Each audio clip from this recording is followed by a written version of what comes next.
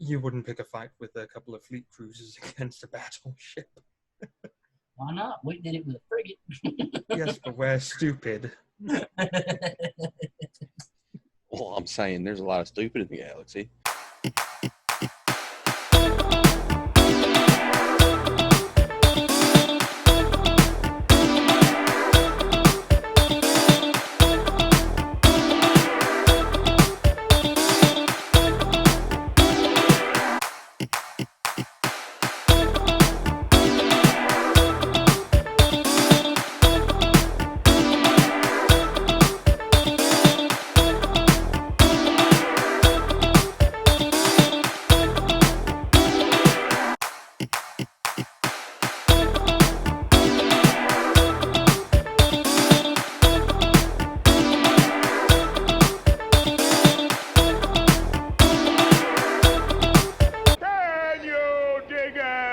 It is session 21, Psychotronic Hustle, Backdoor Boogie B Team. Time for the recap.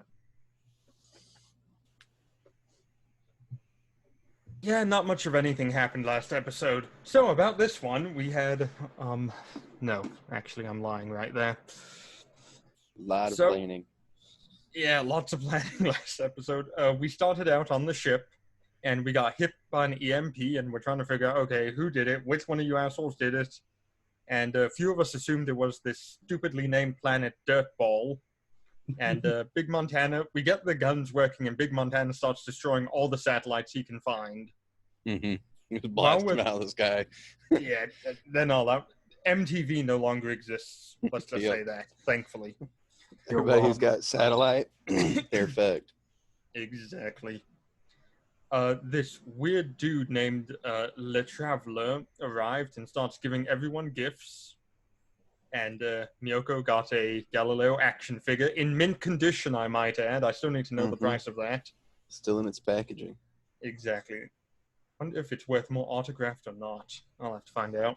Well, I mean, if we save the universe from Sindoom, then it probably is worth a lot. That is true, assuming we can save the universe from Sindoom and we don't have to move. This is true. We actually don't know what neighboring sectors exist here. There might be an entire galaxy out there, and this is just, like some coldest. We're living in Alabama. We're in Alabama. We can leave anytime. We just don't. That's my headcanon for this universe now. So, anyway, Traveler arrives, starts handing out gifts. All's good in the hood. And, yeah. We then get a call that Pegleg Jim is currently under house arrest by both Sindoom and the Deviants. Mm-hmm. And we've decided, okay, we're going to have to save Pegleg Jim because we need all the help we can get at this point. Yep. He might have some bright idea. He is known to be an absolute genius most of the time. To be fair, he has had some pretty good ideas. He does. Well, I mean, he's a brilliant engineer and pilot. I mean, he's pretty damn good at the end of the day. That's about it, though. That's the extent of his skills. Never knock an engineer. Engineers are brilliant. Big Montana isn't exactly happy with the little torture session, and he tells Bert and Ernie that he'd call their mothers if they kept doing it. So, it's good. It's good. I think they got the message. He knows big back child support right off the bat. If anybody knows, Big Montana knows how scary those bitches are. With one of those sandals in their hands? Jesus. Yeah, in the Hot Wheel track. Wait, what? You ain't never been beat with a Hot Wheel track? That shit hurts. No, but it's a fetish I'd like to explore. We then find Hashtag Pornhub. Yeah, hashtag. There we are. Shout out to the sponsor. Yeah, money, please. We then go ahead and chill with Hesh for a bit because we're dropping him off on the planet. And oh my god, my notes disappeared. Oh Lord. The Explorer, save me! I mean, Chrome. There we are. The god of no shirts is Hesh. Yep, that's what he calls himself. Yep. Big Montana, through his smooth moves and silver tongue, is able to get the Sindum prisoner to join the crew. He's actually fulfilling his lifelong dream to become a janitor, Mm-hmm. which I'm not sure if it's his lifelong dream or if Emma's been up to some no good in his skull, but There's time a high will tell. probability of that. He does wear Hugo Boss, so we have to go with whatever that is. Mm. Oh, I love that. And the Traveler warns us about the spike drive adapter with the crystal. He doesn't say what because he's trying to be mysterious and magnanimous. I don't know what the fuck that voice was either. But he tells us, yeah, it's probably not a good idea to use the crystals. So we're like, okay, we're just going to use the good old-fashioned borax. Well, when a man who can magically poof onto your ship from you don't know where tells you not to do something, it's usually a good idea to listen to them. You'd think so. You'd really think so. But not always. We make our way back to Hydus, and we discover something fantastic, actually. The the extraplanetary Jawa breeding program is going great. Mm-hmm. They now have a Jawa problem there, which, being that they don't use a lot of very advanced technology, they're probably going to be fine. They're also confined to one raft city, so... There is no way the Jawas can develop technology. They're a simple creature. They have to salvage everything. Mm-hmm. I'm sure. We then go ahead and put out a Spage list ad looking for mercenaries, someone with a free merchant or something to help us get Pegleg Jim and try and save him. We then learn from some weird lady with tentacles in her face that we might actually get some help getting Pegleg Jim from an AIA person who is willing to assist. Mm-hmm. We were warned that this man is extremely dangerous. Which means that he's extremely dangerous for others, not us, I am certain. Well, no, the curator did tell us not to give him a weapon until we had pointed him in the general direction of the enemy. Yep. I'm sure that's going to go fine. I'll just give him my combat knife. I don't need it anymore. I think that might be a bit too much for him. Though I would very much like to get Emma to go ahead and do a full DNA sequence scan on him if he's that dangerous. She might have some genes she can use in him. But we decide we're going to go ahead and get Pegleg Jim and the team out. And that's kind of most of what we actually did in game. After that, it was just a whole lot of planning. Yep. Trying to get the details ironed out. Yeah, and yeah, is that everything? Did I miss anything? I think we began to jump to the meeting point to where we were going to pick up said extremely dangerous individual, and that was it. I see something in here about picking up Dean and starting a revolution. That must have been after I went to bed. Yeah, that was part of like our plan. A very long planning session. Yeah, it might be a good idea to drop Dean off on... Yeah, the grand plan. Yep, on one of the Sindum worlds and give him some sound equipment. Have him start a revolution. That's right. A new rig. Yeah. Ooh, if we could get him to actually succeed at that in the massive shipyards in Swarm, the Vanguard Nebula shipbuilding station. Ooh, that could be useful. How many hustle points does it cost to get Dean to succeed at anything? A lot. Let me see here real fast. Let me check here. So, Dean. Drop him off and have him start singing songs about sticking it to the man. Yeah, Bert, I don't think you used your hustle point last game, did you? I don't remember running into a situation where it was going to be very handy for me. No, so you've got that to use. It takes 140 hustle points to make Dean succeed at anything.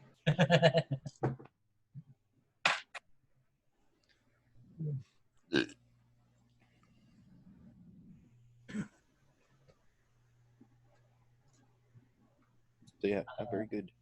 I was fooling around with throwing my axe last session. What skill would that work off of? Throw, Yeah, which that- is exert. That's not a skill. Exert exert and throw are interchangeable, apparently. Oh, Jesus, I want 10% size. No, that was a mistake. 100. Okay, Jesus.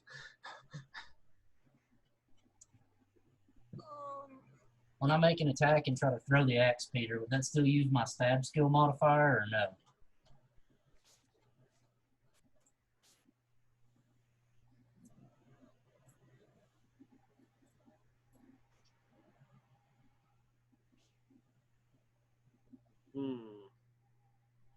It'd have to be exert.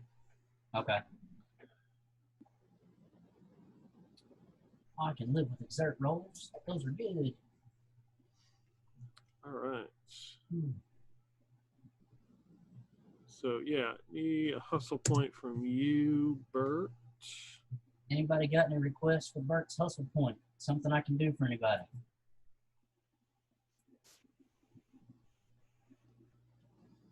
Yeah.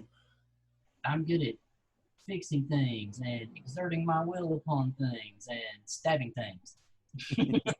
Rig up a perfect cloaking device for the ship. I don't know if a hustle point will do that. Just sneak in unnoticed. Romulan cloaking technology has now been invented by Bert, Hey, that'd be something. who has now retired to the water planet with his billions of credits. Except you told us that you got all your money in stock options, and now your stocks are worth nothing. Nothing. I'll give you a little bit to think about it, Bert, Thank you, Peter. since you weren't here for the 2-hour planning session.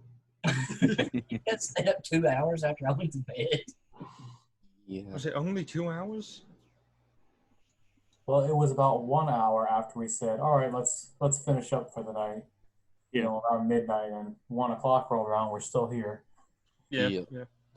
Serious planning. Okay, so you're going to look for this contact and then go get Jim, right? Individual. Yep. Correct. We also picked up the space motorcycle for it. I already docked my monies for it. Yep. Picked up the what? The space motorcycle for that dude to ride. Right. The plan was to blow a hole in the enemy ship and then just send him in on his space motorcycle. Did you remember to get him the leather jacket? Oh, we probably forgot that part. Boom, hustle point. There you go. There you go. You use your hustle point to make sure that he's got his leather jacket. Can we make an armored back suit look like a leather jacket so we can keep him alive? The leather jacket is Vestminium 18 AC for the guy. All right. The pickup site is 0502. 0502. And we're in clutter, so that's 1, 2, 3, 4, 5, 6. That's 2 jumps to get there. Do we have the fuel for that? I think we're gonna have to buy fuel. We've only jumped once off our full tank of borax. Technically, a full tank can only take us 4 squares over. We Yeah. have to buy extra and put it in the cargo container because we don't use fuel bunkers, apparently. Yeah. Well, it makes sense. It's a different we type just of have fuel. to have a long, lengthy refueling process of getting out of our cargo hold and into the ship. I thought you could jump 3 hexes now. Let me look at our ship real fast, and I can tell you. We put a bigger spike level drive in it, 3 remember. spike drive, so we can go a total of 4. Yeah. Because Oh, a okay. level 1 in your game can take us 2. Okay, gotcha. Okay, good. Yep. We went and purposefully upgraded that one. Purposely upgrade you, if you know what I mean. Let me Okay, see. so you're going to go 4 hexes. Where are you going to end your jump, your first jump? They will comp you some borax. You know, you're helping them out. Let's go to 0204. Oh, wait, so these people want us to, the AIA want us to take this guy off their hands, basically? He's that much of a problem for them? I think he's helping them. Yeah, he's part of the AIA. He's looking to get into the fight, and yeah, you get the impression that, you know, this is where you're headed, and he wants to be involved. He's I thought pretty he much was like recently released. Like he was a prisoner, wasn't he? Yeah, he was in some sort of prison. he's think of him like an old school Marine. You don't go ahead and let him anywhere near children, but when you need to destroy something, you let him off the leash. Yeah, he was in prison for war crimes, but they're ready for him to do that again. War crimes, you say? I would be very interested in meeting him. Yes, so 0204 is where we go first, Peter. How do we die? There is nothing out here. Oh, that's good. Nothing. That's a black hole, right? No, I think that's in the Zeal system now. Okay, chill out here now. Get my power armor ready in case I have to fight this guy. We're going to bring on our side. Oh yeah, given that we're going to combat immediately after we pick him up, Big Montana would definitely be putting on his power armor as well. We got an hour in 0204. We're good. You guys still take your power armor off except when you're sleeping? Yeah, we normally don't walk around wearing power armor. Oh, that's just burnt in. The machine's gotta breathe. Especially given the fact that you go ahead and you use up 1 B power cell every day you use it for. Yeah, it's not worth it. The armor's struggling. It's like, It's all rusty. Too many damn leeches. And when we can do the jump, Peter, I think we will go to 0502 unless anyone has an objection. As you're doing your scans, so you're about 45 minutes in, you pick up the signature of a Sindum battleship. Oh yeah, I'm going to hide us. Yep, With sensor the, mask and the Sensor other thing. mask. And I believe they have to go against my piloting check. If I'm We have not the sensor mask mistaken. and the emissions dampener. Correct. And the Romulan cloaking device that Bert just invented. Yeah, that thing. Yeah. It's just a tarp on the outside trying to cover up some symbols. We got duct tape to it. The cloaking device. More flex tape. Now, I believe this is on page 112, where it's hiding and seeking. I would like to hide. Ooh, hide and seek. Ooh, piece of candy. After that, we can play Marco Polo. Well, let me put it this way. If I fuck up this roll, we all die. What's the name of this Sindum battleship? You do not pick up the name at this point. You just picked up a signature of a Sindum battleship. Hopefully it's not the one that we mysteriously don't know where went. That would be terrible. Oops, I did it again. Shit. Okay, what'd you roll? What did I roll? Let's find out. That is 2, 4, 2.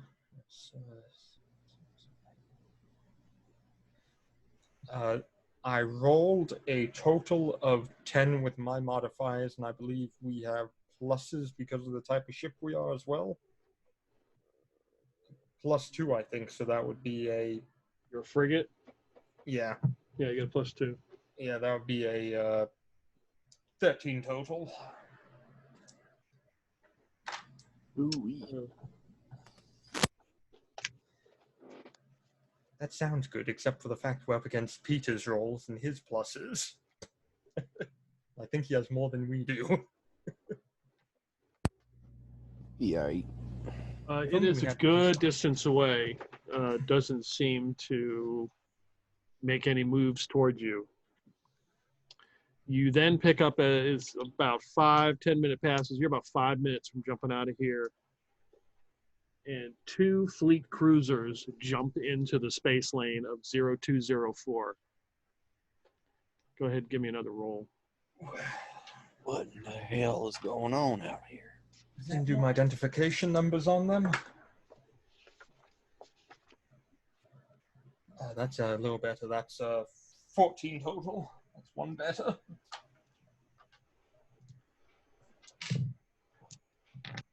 Yeah, they seem to move past you, headed towards the battleship. The fuck's going on out here? I don't particularly care to stay around and find This out. is the middle of nowhere. Well, it's the middle of somewhere. It could be Sindum staging for an attack, but I'd have them a lot more than this if I were them. Yeah, there'd be more ships if it was that.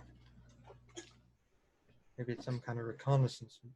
You know, Are I those two don't. even with the Sindum, or are they getting ready to go over and pick a fight? You wouldn't pick a fight with a couple of fleet cruisers against a battleship. Why not? We did it with a frigate. Yes, but we're stupid. Well, I'm saying there's a lot of stupid in the galaxy. That might be Dean's resistance. I swear, if that's Dean's resistance, I'd be terrified of Dean. How'd he do that from a slave labor camp? Dean, what are your powers? Seems like a level 20 psionic just controlling fucking everything behind the scenes. The fleet cruisers give off a Sindum signature. One is called Escape. The other one is called For Whom the Bell Tolls. Yeah, as soon as I can, we're leaving here. That okay with everyone? I'm curious to see what's going on about that. We're massively outgunned. Would it be possible to empty the guns on one of them and then jump the fuck out of here?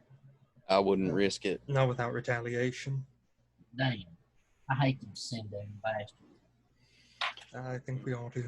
Me too, but we can't hate them if we're dead. We must live so that the hate may live on. We'll come back for them with Jim. I don't know. That's still mighty outnumbered then. You telling me Jim can't take out a battleship on his own? He's got a smaller ship. Just throw Jim at it. Don't even need a ship. Jim will take that sumbitch down. What does Jim have for a ship? A fleet cruiser, a battleship, a carrier? He got a free merchant. Wait, we're rescuing a guy with a free merchant? Yep. How's he supposed to help with the operation of stopping Sindhu? He's a crafty bastard. He's the Pop's old buddies there. I mean, to be honest, he managed to like get a free merchant out of a man for only a couple of them crystals. He managed to do that. Who'd he give the crystals to? This dude named oh shit, Obi. What was your guy's name again? That feller you knew on Sindum planet. I just forgot. Yeah, that man, Master of Fangs. Is the Master of Fangs of any use to us? Well, I mean, I'd assume he'd be pretty useful. He didn't like Sindum at all. That's for sure. Yeah, you'll remember that Obi, after you pick up, after you get out Jim, Obi and Galileo have a special trip to Sindum arranged by the Master of Fangs to meet with him. Well, shit. That'd be a good deal. As long as we don't get blown out of the sky like they tried to do to us last time we went there. I don't know how I feel about Obi going to Sindhu. I mean, that's hard to protect Obi if he's in that shithole. I don't know if you know this, Bert. I'm actually from Sindhu. Yeah, it's true. He done lived there before. I grew up outside of their big city. Yeah, but you're with us now, and them some bitches holds a grudge. They liable to tear you apart for scrap. Well, I'm aware of that, but Master of Fangs kind of doesn't. He doesn't stick purely just with Sindhu, and we take them out, and that gives him more power. Mm-hmm. All right, well, you're the smartest one here, Obi, so if you think it's safe, I guess it's safe. But, I mean, I'd feel a lot better if you wasn't going in the fucking viper's nest there. I'll have Galileo with me. Yeah, but I've seen Galileo shoot. You get into a fight, Galileo ain't really much help. Sorry about that there, buddy. I didn't mean no offense. Also, put the shield in one of the magic weapons on Galileo. Do it, Bert. Do it. We find out Galileo is actually a melee expert. We actually don't have any evidence that he isn't. This is true. So are you going to continue to observe the situation or leave? I'd like to yeet the fuck out of there. Yeah, Big Montana's in favor of leaving. We don't have enough firepower to even begin to try and tangle with all three of them ships. Yep. Or risk being found by getting closer, you know. All right. You spike out of there to 0502.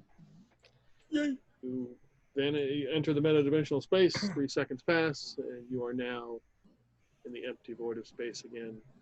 There is a free merchant close by. Flash the headlights at him twice. Where ship don't have headlights. What do you mean we ain't got no headlights? I'm on it. I reach over and flip the switch. We rigged him up special before you come on board, Mielko. He likes to do weird shit. Of old Cadillac headlights on the front. Yep. It's like 12 of them strapped. A couple of them aren't even facing the right direction. They pop up out of the front of the hole.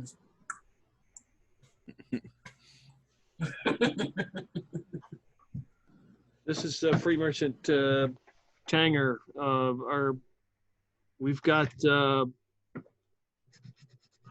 the asset. All right, this is the ex-wife of Big Montana. We're ready to receive said asset. Okay. And then you hear the microphone come on. He's like, okay. And there's like this scuffle. And he's like, yeah, he's coming right now. And you hear him shut off the mic. And then as you are approaching this ship, you see like a hatch open and this person come out. Looks like they've got like some kind of skin tight suit on with a helmet. It is hard to see what type of species they are.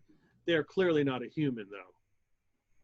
And they come out there. You see them just kind of like almost shake their fist or something at them as they slam the hatch door and then start heading your way. He's got on a Chinese stealth suit. Why don't we have the sisters prepare to meet him in the cargo bay just in case something funky happens? You want me to go down there, too? Yeah. Open that cargo bay door. He looks like he's capable of getting in. We'll just kind of face it towards him. And as he gets close, Big Montana, he looks like a praying mantis. The hell? With a helmet on, and he's got some kind of like skin-tight suit. Bert's on his way to the cargo bay to let the guy in. Okay. The cargo bay opens and closes, and it's sure enough a praying mantis like insectoid creature lands, looks around, takes off his helmet. Where's the armory?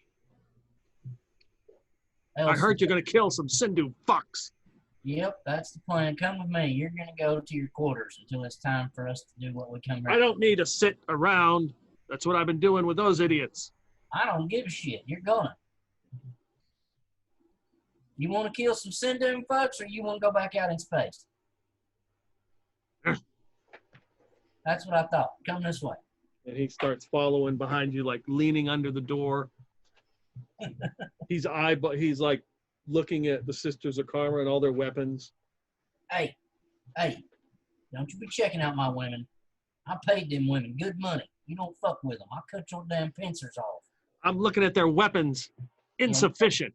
You're not getting any of their weapons. You Yeah. bother them, this is the only weapon you're going to get, and Bert's going to summon his axe and hold That's all I need. Mick Montana's going to make his way down after this whole ordeal to where I assume we set aside like one of the rooms for him to go into. Yeah, he Yeah, gets in there. You have gets in 90 there. more rooms. Crouched down, looks around, starts pacing back and forth. Howdy. I'm Big Montana. Your name is... I'm Karos. Pleasure, Caro. So what kind of weaponry will you be Any needing? weapon you can provide me with. Well, I got a wide variety. He's twitchy, Pops. Watch out. Hey, Obi, seal this fucking door. This guy's crazy. Not... What would you say is your preference, though, given you had any kind of weapon at your disposal? Yeah. Something that makes a talking- big boom. Well, I got a rocket launcher. Oh, just one? Well, I mean, we got a couple. And he shows you all his little insect arms. 2 would be sufficient. All right. How many other arms you got? And it's like taking stock how many arms he's got. Some sort of knife and a pistol. All right. I believe we got a mag pistol and a pair of rocket launchers and some kind of melee weapon for you. Bart, you know about those. What do we got for extra melee weapons? I think we got a couple of them medium advanced weapons up there in the armory, like some swords and a spear, shit like that. Well, there you go. I don't reckon Modric will let him have any of the good shit. Yeah, he's quite particular. But anyways, I do also have a space motorcycle for you to be able to ride into combat. Give me a talk roll. All right. Where'd my other D10 go? Or not D10, sorry, D6. There it is. That's a 10. Continue. Well, she's brand new. Painted up to look like all them other them fuckers that we're going to go fight. Painted up to look like one of theirs, so, you know, they won't be so twitchy when you go to drive into the hole we blow in their ship. Yeah, because that hole ain't going to make them twitchy at all. Well, but if they see one of theirs, you know, it'll be less noticeable. Right. Bring me those weapons. I need to inspect them before battle. All right. But Oh, I keep the ammo until we get there. but you got this door Fine. you'll get. All right, Big Montana will send It's okay. he'll send Lurch to go get the rocket launchers, the advanced weapon, and the mag pistol without ammo. Aye, aye, Captain. No hand melee weapon. It ain't got no bullets for you to take out. Just hold it up to the window and let him look at it. So yeah, so some zombie shows up delivering his weapons. Your weapons, If sir. a praying mantis could look confused, he's confused. Don't mind him; he's harmless. He's my friend. He reaches and grabs the you bring him 2 rocket launchers and a mag pistol. Mm-hmm. Yeah, he's like field stripping the whole thing, taking all the parts apart, checking everything out like super fast. Just realized he's a virgin, or his head would have been ripped off by a female praying mantis. And That's why he's so angry. Yeah. One of the regular swords, but I'm not handing it to him. Okay. As you can see, it's pointy, it's sharp, yada yada. All right, well, let's get where we're going. Miyoko, are we about ready for a jump or no? Let me check my schedule here. Has it been an hour? No. Okay. That's the sound jumping makes. All right, you jump into the business. Should be able to make it pretty easy. Yep. And there is orbiting. You can see in the distance is the Iron Skirt. How many Sindoom battleships? Around the planet Coloron. There is no Sindoom battleship. There are 3 patrol boats, but they're all piecemeal patrol boats. Like parts been added to them, and there's got to be a dozen space bikes out here just roaming around. There's a big sign that's kind of like lit up. It lights up. Stay back, infestation. Uh-oh. The Jawas. Yeah, that'd be the Jawas. Thank God they're keeping them at bay. Their God knows all. Well, how do we want to do this? They are just on space bikes. Can we see the space station? Yeah, you see it in the distance, yeah. Can we see Jawas teleporting into and out of the windows? No. Jawa teleports out the ship, fires a rocket launcher, teleports back into the ship. Jawa defensive swarm around the vessel. Holy shit, we have to weaponize the Jawas. Jawa point defense. Just give them grenades and have them teleport and suicide bomb. Hello, Jawa! They work as weapons as well as shields. They just go on the outside of the ship and they just link arms and they just completely cover the ship in a meat shield. No! All right. Prepare the back. Leave the ammo in a bag on the back seat. In a duffel bag. And then open the ramp. Okay. I need to grease the ramp. I'd say we ought to let loose like 2 flaks on each of them big ships and just hold off on the bikes till we send this dude out. I think I can deal with the bikes. I mean, there is a gas pedal right underneath my right foot. Just a little push.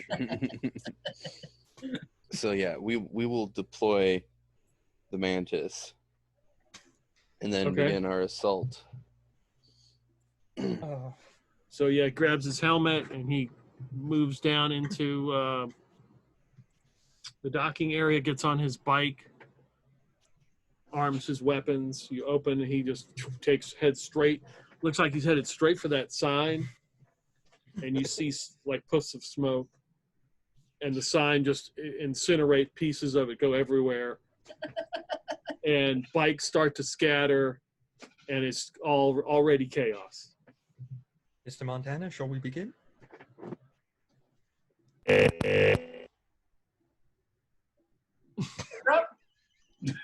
Uh-oh. He sounds upset. Oh my God, it's his pacemaker.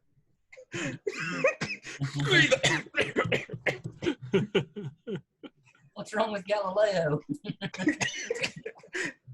This is a time to rise up against us. The AI has become sentient.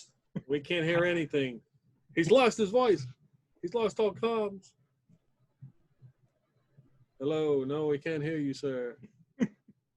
Big Montana has fallen silent. Talk skill -3. How does this work? I mean, he's a charisma-based character. Now he can't talk, so we should just shoot him. Hello. There we go. Dad, you're back. I have no clue what happened there. We thought you were a horse with a broke leg there for a minute. We was about to put you down. What's all this weed? Did you guys just hear that? Yeah, Yep, I have no clue what that was about. Well, is Galileo okay? I don't know. Shall we begin, Mr. Montana? Yep, let him have it. I'll be in the 88. What are your orders, sir? Get us closest to the biggest one. Understood. It's 3 patrol boats. There's nothing really big out there. Whichever one's bigger or closer. In that case, I will smoke marijuana. No, I mean, completely not. Oh, so we got. Looks like we got some ship combat then. Yep. All right. We're gonna let him have it. I believe, yep, Bridge goes ahead and rolls for initiative.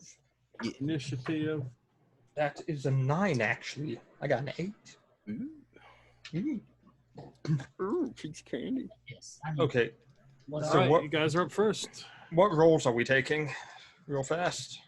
Big Montana's going with Gunner. Okay, I'll go Bridge. Bert's on engineering again. I'll do comms. Would Big Montana like to do Captain, or should I do Cap? I'll do. Fuck me. What bonuses go to Captain? What bonuses go to Captain? You can go ahead and allow a 2 thing to do for free, which is meaningless. So you'd mainly want to do. Well, Captain is based on charisma, a lot of the abilities in the Oh, lead but- skill. Big Montana can do that. He's got charisma.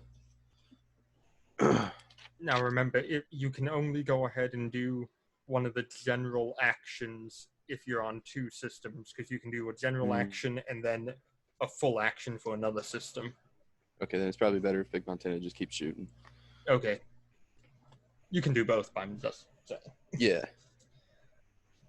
But we get more points if someone else does it, and Big Montana can shoot more. Right? That's how it works. Not if I'm doing both. No, because we only have 4 people for 5 areas. So no matter what, we're going to have a do your duty.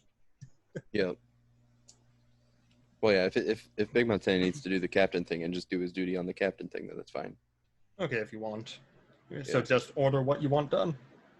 Yep. Pull us on up near one of them patrol boats, and I'll let her have it. Understood, sir. And I will accelerate and then do a drift so all the guns are facing the ship. Yep. Give him the broadside. That is a 12 for above and beyond, so that succeeds. So we get a total of 3 command points for that. You do your duty from captain, so that's another what? Another +1. So that's 4. Yep. Obi's on comms. What are you doing, Obi? Utilizing the sensors, looking for any kind of weak spots in the ship, and just kind of setting up all the sites to pinpoint the weapons. Mm-hmm. All right. So you're doing above and beyond then? Yeah, I'm gonna try to. Use All my right. Programming. And I got an 11. What do I have to get for above and beyond? 9. Okay. 9. There we go. Yep. You're Big Montana, you're getting all that data right now. So that's 7 command points then.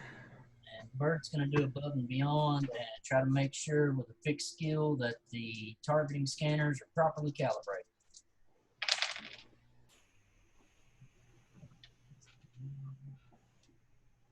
I got a 9 on the dice. I don't even know why I'm looking at modifiers. It's a pass. There you go. That's All right. So 10. 9 command point, 10 command points. Yep. So fire all guns 3 times at each one of the ships. All right. And that's how many guns again we got? 5. Did we change it? Yeah, we reduced the number of guns. Oh, that's right, because we put armor on. Yep. All right, so 3 17s plus Big Montana's shoot and dex, so that's 17, 18, 19, 20 on each of those. I don't know how I rolled 3 17s all at once, but I'll take it. Well, you roll 5. You shoot 5 guns. Mm-hmm. So that's 2 of them. I only had 3 dice in my tray. Oh. And then it's a 15 and then a 6. So is this the first patrol boat? Yeah, Okay. So letting him have it. Your 6 does not hit. Oh, 4 hit. nice. 4 hit. So that Yep, is so 2d6 for each one of them.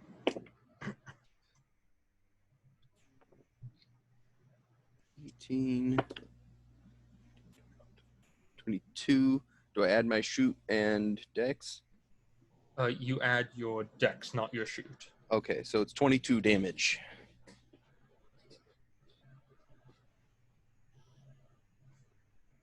And what armor do you ignore? 10 armor, I believe. All right. That's the first one. It's still up, riddled with pieces flying everywhere. Get some, motherfuckers! Still got 2 more fire all guns left to go. Yep. Oh, I can do that again? Oh, Yeah. You can do please. that 2 more times. So you could pick that target again or hit the other 2 patrol boats. Well, we'll Yep. finish that one off. Make sure he's dead. Less guns shooting back at us. And when you go So- fire all guns, each shot you fire can target a different vessel or a different object. Yeah. You can roll them one at So a you time. can do it one at a time. Okay, so first shot, that's a 16. Yep, that's a hit. All right, Damage. so that is 5, 6, 7, 8, 9 damage. Is their Yeah. ship still up? Yep. All right, next one. That's 18. Yep. And that's 10 damage. You believe at this point that it is destroyed. Toast. It's basically looks like a jigsaw puzzle. Just All pieces right. floating everywhere. So I'm gonna use the last 3 attacks all at the same time on the next one. Mm-hmm. That's a 18, a 17, and a 12. Okay, you got 2 hits out of that. All right.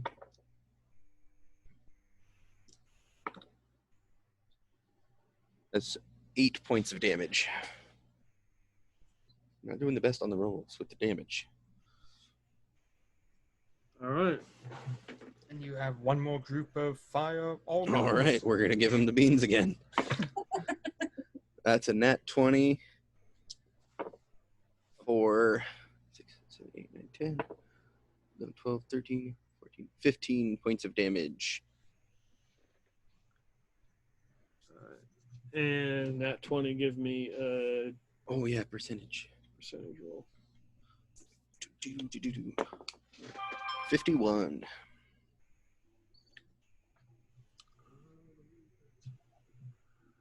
Load, damn it, load.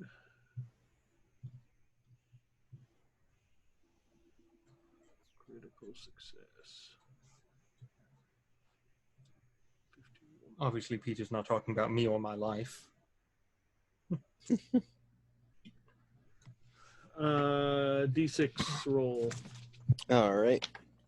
That's a 6.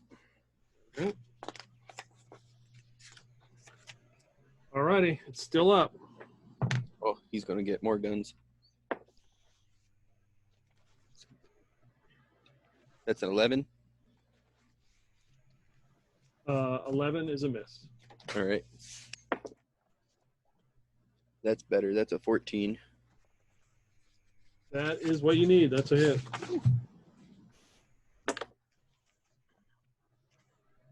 Eight points of damage. And it is barely together at this point. Still got one more shot. Come on, baby. No, that's another 11. All right. He got away. There's plenty of flak here in the area. Oh, you had one more shot after that. Never mind. Oh, did I? Did I miscount? Yeah, because Nat 20 was the first one on the new set of 5, and you only fired 4 shots then. Oh, you you're right. technically have one left. One more chance. 15 It's a hit. for 5 points of damage. That's the nice thing about having only 5 guns. I can count each shot on one hand. Right? I should start doing that. It should have been a D10, but it doesn't matter because that ship has now pieces of it break off, and there is a huge explosion, and parts now go flying everywhere. There's bikes moving around trying to avoid all the space shrapnel. Big Montana's going to get on the comms. Surrender now or be obliterated. Obliterated. Do you think they know we're here?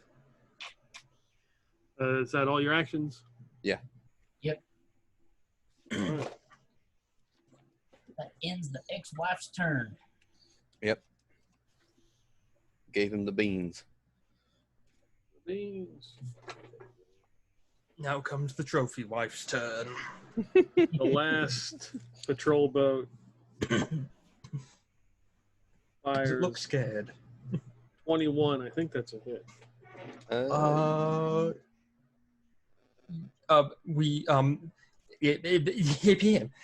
Half a second while I scroll up to what we can do and ask Big Montana if he wants to do it. I'm getting a phone call. Okay, bitches, I'm in charge now. Best ECM generator, negate one successful hit. Okay. Fuck that. No, So the shot goes off, but it just totally wide. Let's see here. The motorcycles were the real threat the whole time. So the rest of this group is kind of preoccupied as bikes are flying, going everywhere, and there is a praying mantis like ramming into them and hurling them around, and you see like one person just goes like flinging through space and then gets blasted. There's a couple bikes that fly around near you, and you hear noises of people attaching themselves to the ship, like kong, kong, kong, kong.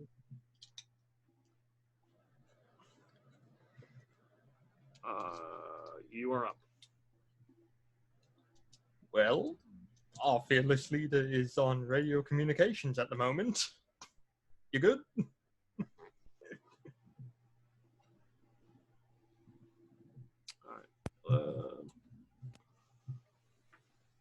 Mr. Montana, should we deploy the sisters to deal with the borders?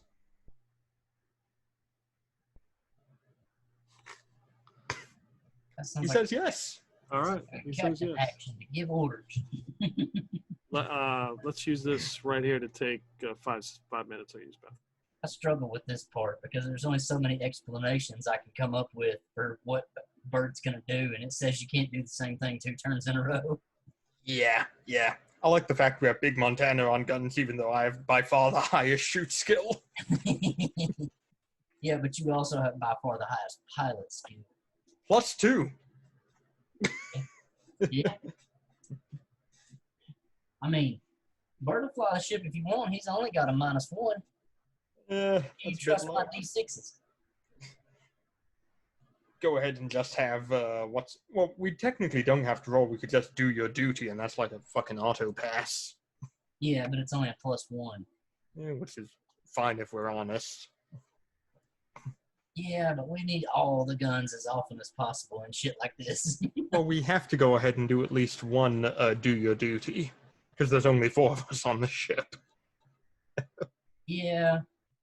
We don't really have a choice in the matter. We'll probably have to do that anyway, because that would put Ernie in the captain's chair if he comes back, and yeah. Yeah, I think it's better to have Big Montana in the captain's chair. Well, that would put Ernie shooting. He can pilot out. I put pilot down as one of his skills when I made the character. Oh, okay. Outgun. I wish there was something where I could just ram them, for the attack action. I mean, when you go to maneuver the ship, I don't see why you couldn't try to ram some of the bikers. That's definitely what I'm going to ask. Like, they're on motorcycles, and... Seems like a fly on the windshield in comparison to our frigate. Oh, yeah. And they really would be, because we have to remember, our frigate, without any upgraded life support, by itself can hold 120 people in it. And that's in a small section of the ship. Yeah, did we put the extended life support on this bitch? We didn't need to. We have 120 people we can take on it. If we did, we were actually calculating that after you left. We determined that if we made a boarding craft with limited weapons and mostly extended life support and boarding tubes, this ship can hold 1,080 boarders on it. Yeah, we could take over a general battleship pretty easy with that. We asked Peter. Peter said they only have about 500 Sindoom troops on a battleship. We outnumber them 2 to 1. Now, do we even have to roll for that shit? Well, we have to disable their engines first, and that's pretty damn easy, actually. If we had Miyoko do it, she could instantly disable the engines just because she can guarantee a hit as a warrior. Yep. But I don't think Big Montana fully understands that concept. If we only needed to guarantee 1 hit, Bert could do that too. Yeah, exactly. I'm gonna fire one gun at their engine and then take off running for the boarding tubes. There you go. Well, I mean, if we had Miyoko do it, like I said, she's a warrior and she has a +7 to her shoot. Holy Oh, I didn't shit. realize you had that much of a plus to shoot. Well, Yeah. I am a warrior ranged fighter. I probably should have a lot of shoot. This is true, but at the current moment, we have no one else that has any pilot. That's about where my stab is at, is +7 or 8, I think. True. Mhm. Well, he's got a +0. There you go. And Galileo has a +0. That's just insulting to him. He has a +15 in stab. Oh, I meant for pilot. Oh, yeah. Yep, Galileo could pilot if he wants. I'll take over shoot, and Big Montana can be the captain and use his charisma to give us all huge boosts and bonuses. I might be Well, we better off going forward. We'll worry about it later. For now, though, I think I'm going to use pilot to just ram a bunch of the motorcycles. Thunk, thunk, thunk, thunk. What happened? Well, we're being boarded by Deviants, I believe. And I was suggesting you deploy the sisters to protect the ship. Mm-hmm. Or I agree. actually, that's really complicated now that I think about it. Someone other than Big Montana should tell the sisters to defend the ship, because that would be the equivalent of dealing with crisis, I believe. I can do it. Okay, and that means you have to just do your duty for the fix skill, but that should be okay. That should be okay. So you've got one patrol boat, and pretty much that's it, because the rest of the bikes are being handled by Karos. So there aren't any bikes in front of us directly or anything?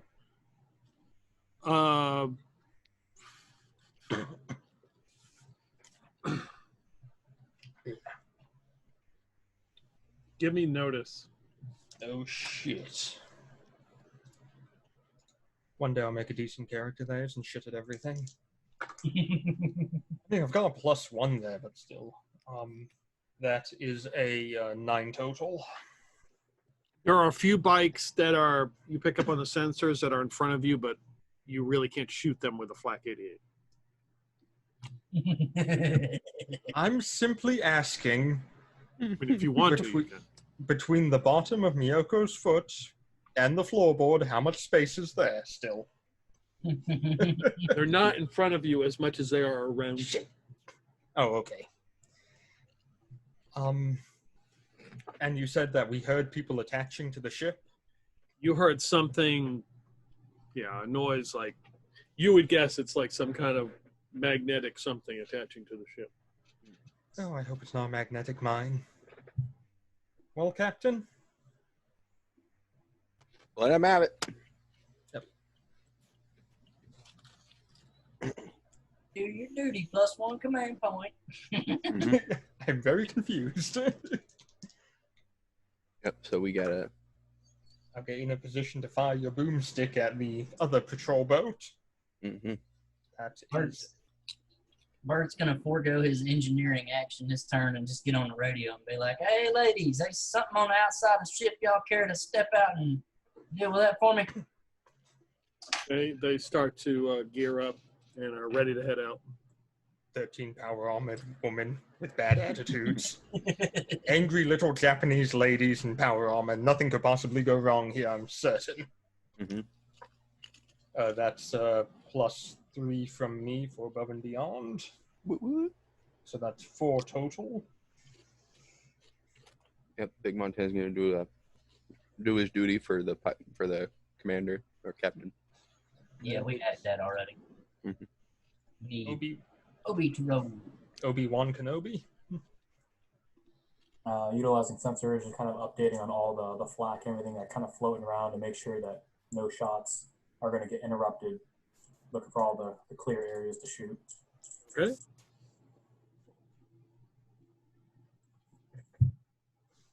And 10. Noise. That gives you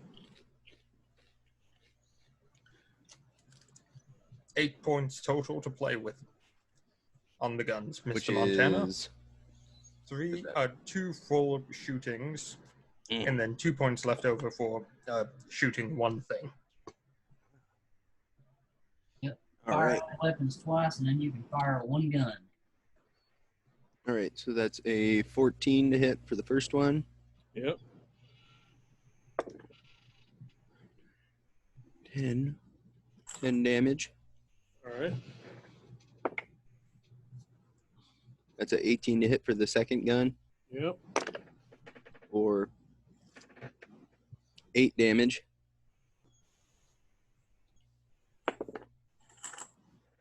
Well, that's a grand total of 4 to hit for the next gun. That's not as good. Was that a natural one? No, that'd be a 2 Oh, okay. equals 4. Or sorry, no, it's not 4. 2. Oh, I wasn't adding my dex, so it'd be a 5. Okay. Well, if it's a 5, that's a hit then. All right. It's a 20 to hit. Yep. Not natural. All right. 7 points of damage. All right. And that's shot number 4, so one more. And that's 8, 9, 10, 11 to hit. That does not hit. Fires wide. And you can fire one gun individually now. How's that ship look? It's taken some hits. It still looks operational. Well, We're you gonna- still have another fire all weapons. Oh, and yeah, then you're the other right. one. Oh, that's right. You can do that twice. Right. Just so I don't forget rolls. 'Cause it's harder for my brain to keep track. I'm just going to roll 5 at once and then just call them out. All right. That's a 6, so that's a miss. That's a 7, so that's a miss, isn't it? 7, yeah, that would be There's a 15. to hit. All right, so damage. 8. 9 points of damage for that one. All right. Then an 18 to hit. Yep. 8 points of damage on that one, and then Yep. and then an 11 to hit, so that one goes wide too. Yeah, on the fourth hit, that's enough to break it apart, and your last hit just kind of strikes one of the occupants as they are now flung into space. He just gets eviscerated. Just See Now you can chunks. fire one gun. You see chunks come off. All right, you have successfully destroyed all their patrol boats. Is there one bike running around that looks like it might be a ringleader? Like, is there any bikes formed up on that guy? Give me a notice roll. Oh boy. Uh-oh, Red Squadron. Well, that would have been a 5, but I have a -2, so that's a 3. It's very chaotic. I can't find nobody to shoot with my last shot. Just shoot anyone. He's just gonna pick one at random. How many guys are there out there? There's like 8 bikes out there, including Caros. All right, Don't so I'm hit gonna roll. that one. I'm gonna roll a D8. Here gets to decide number 4. All right. Are you sure you want number 4? Yep, he's getting blasted. That's 13 plus 3, so 16 to hit. Don't forget, it's a flak weapon, and these are probably the equivalent Oh, of yeah, 5 so- so double it. Well, that's less good the second time. So So you fire this flak weapon into these crowd of bikes mhm. and bodies that number are 4. everywhere fighting. One of these bikes is just destroyed, pieces of it flung. You can see it stick into one of, looks like one of the deviants. He's got a huge piece sticking out of him, and he's still trying to fight. God damn, they're resilient. Yeah, none of the deviants have power armor or anything on. They all Right. goddamn robot people. Yes, No they all offense, have like Obi. they all have like leather jackets and jeans and boots. Biker gang.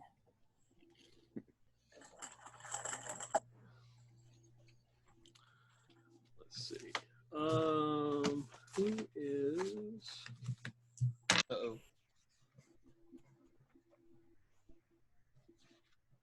as the sisters are now gearing up and headed out, who is in engineering? Bert. Okay, Bert. You get some lights that light up, and probably Miyako would pick this up too. There has been a breach of the outer hull. Something has breached it.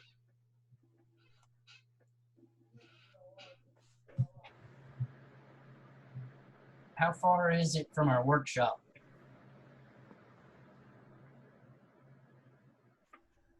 It would take you one round to get there. Oh, so it's pretty close to the bridge then. Fairly close. Mr. Montana, we have a hull breach. Well, goddamn. You want me to go look into that? Yeah, that'd be a good idea. Big Montana's gonna get on like the whole ship comms. If there's a motherfucker in here that don't belong, you best get out before you ain't existed no more. Isaiah, we're supposed to be PG, no swearing.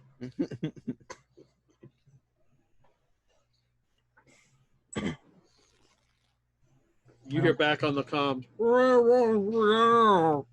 Now we're PG-13. We got lurched. Are we still in initiative? Yeah. You go. You can go ahead and go. You guys are up. Oh, okay. Mr. Montana, orders? Get all them bikes you can that we know ain't friendly lined up. I'm gonna take them out like dominoes. Can I identify which bikes aren't friendly? Or which one is friendly would probably be easier. The guy should have an IFF. Yeah. You can do the notice roll to see if you can now. Okay. You're actively scanning for the bike that you purchased. It's the Honda Civic, I believe. Mm-hmm. Radioactive tag that some bitch. That is a 12 total. Okay. You do pick up the bike that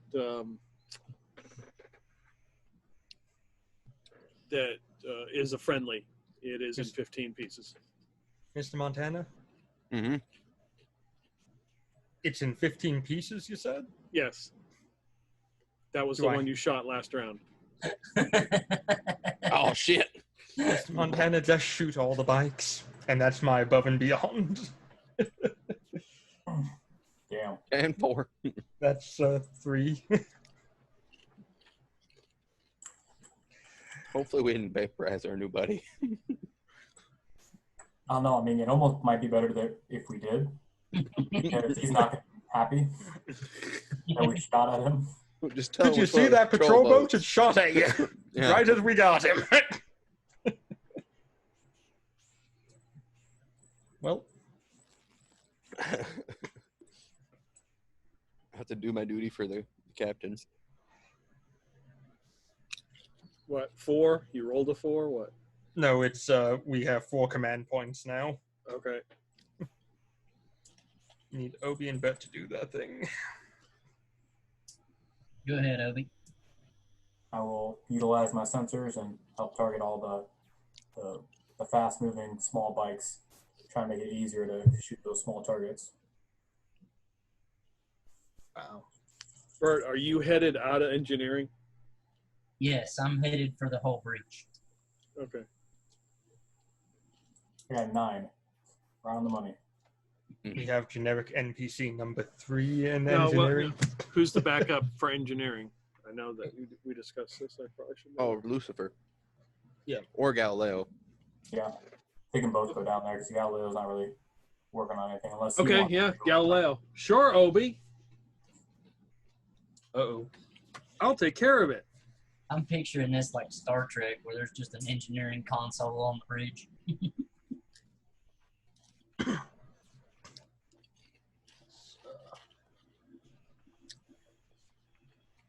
All right, so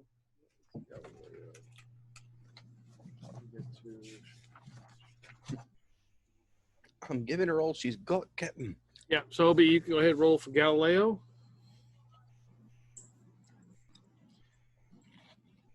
I just roll my fixed skill then? Yeah, you can use that. Okay. Intelligence or wisdom. Got a 13. Woo woo. He's a natural. So, how many command points does he give with the above and beyond then, Obi? 3. 3? Okay, so that's... You have a total of 10. Mr. Montana, fire when ready. And don't forget, you roll attack rolls and damage rolls twice. And take the bad results. Just roll like you. Are we? You rolling 5 times or 5 3 times? Yes. Yes. Yeah. Firing for effect. 5 attacks with advantage. Yeah, just roll. Yeah, just roll those first 5. Don't roll damage yet. All right. With advantage. Yep. So there's a nat 20.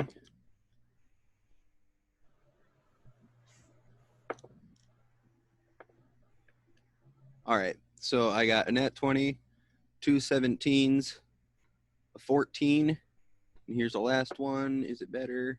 No, so a 12. Okay. Continue your attack rolls. Don't roll any damage All right. yet.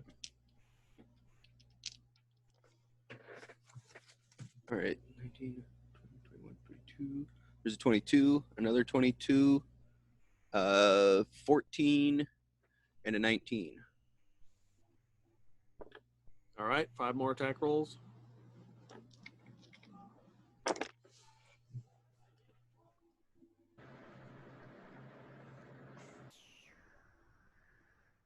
All right. So there is 22, a 22, a 19, a 16, a 18, and a 13. So you spray this entire area with flak and just Swiss cheese all these bikes. They're just pieces flying everywhere. The bikers who were there are just cut to ribbons. Is there any deference for your buddy? Are you? Well, I mean, if I Karos? clearly can see him, then I would avoid Yeah. shooting him. But if Okay. I can't see him, then Yeah, he does stand out when you see him. So he oh doesn't yeah, look we're like kind of him. just like flacking around him Okay. in a zone, kind of giving him a zone of area denial for everyone else. I reckon Nothing like nothing like precision flak. I'm just picturing like explosions going off all the way around this dude.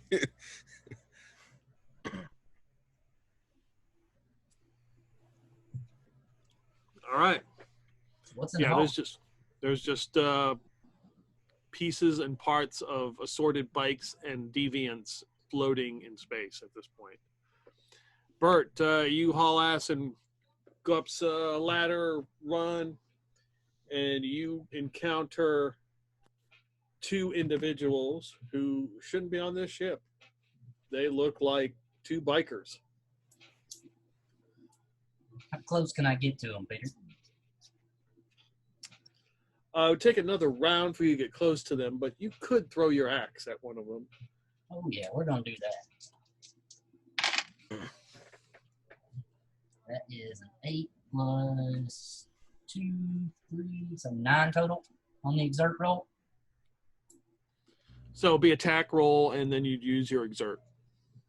Oh, I need to roll a d20 then. Just picturing like he's just sprinting and doesn't even stop to throw the axe. He just hucks it as he's running. 19 on the attack roll. That's a hit. All right. And then the exert was a 11. No, you're using your exert modifier to add to your attack roll. That's the way Peter said it. That doesn't change it. My exert. Okay. So 19, and I just roll damage then. Yep. Ooh.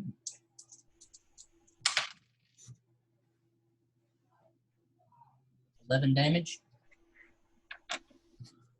Yeah, you throw the axe it strikes him like in the chest, and looks like it like melts right into him and leaves this big mark, and you can see like wires and stuff like sparking and sticking out now. The axe appears back in your hand. I reckon you fucks could surrender now, or I could just chop you into little scrap bits. My buddy Obi might want to take you apart. Hey, if you hack them up, then they're already apart for me. Yeah, you're right. I probably shouldn't tell him you want to take them apart. Too late, though. Obi's got all kinds of upgrades floating around out there. Yeah. My buddy Obi might be able to help you. Obi's like, I see an arm that I want. There's a new leg, bro. Like, Parts for me, parts for Galileo. yep.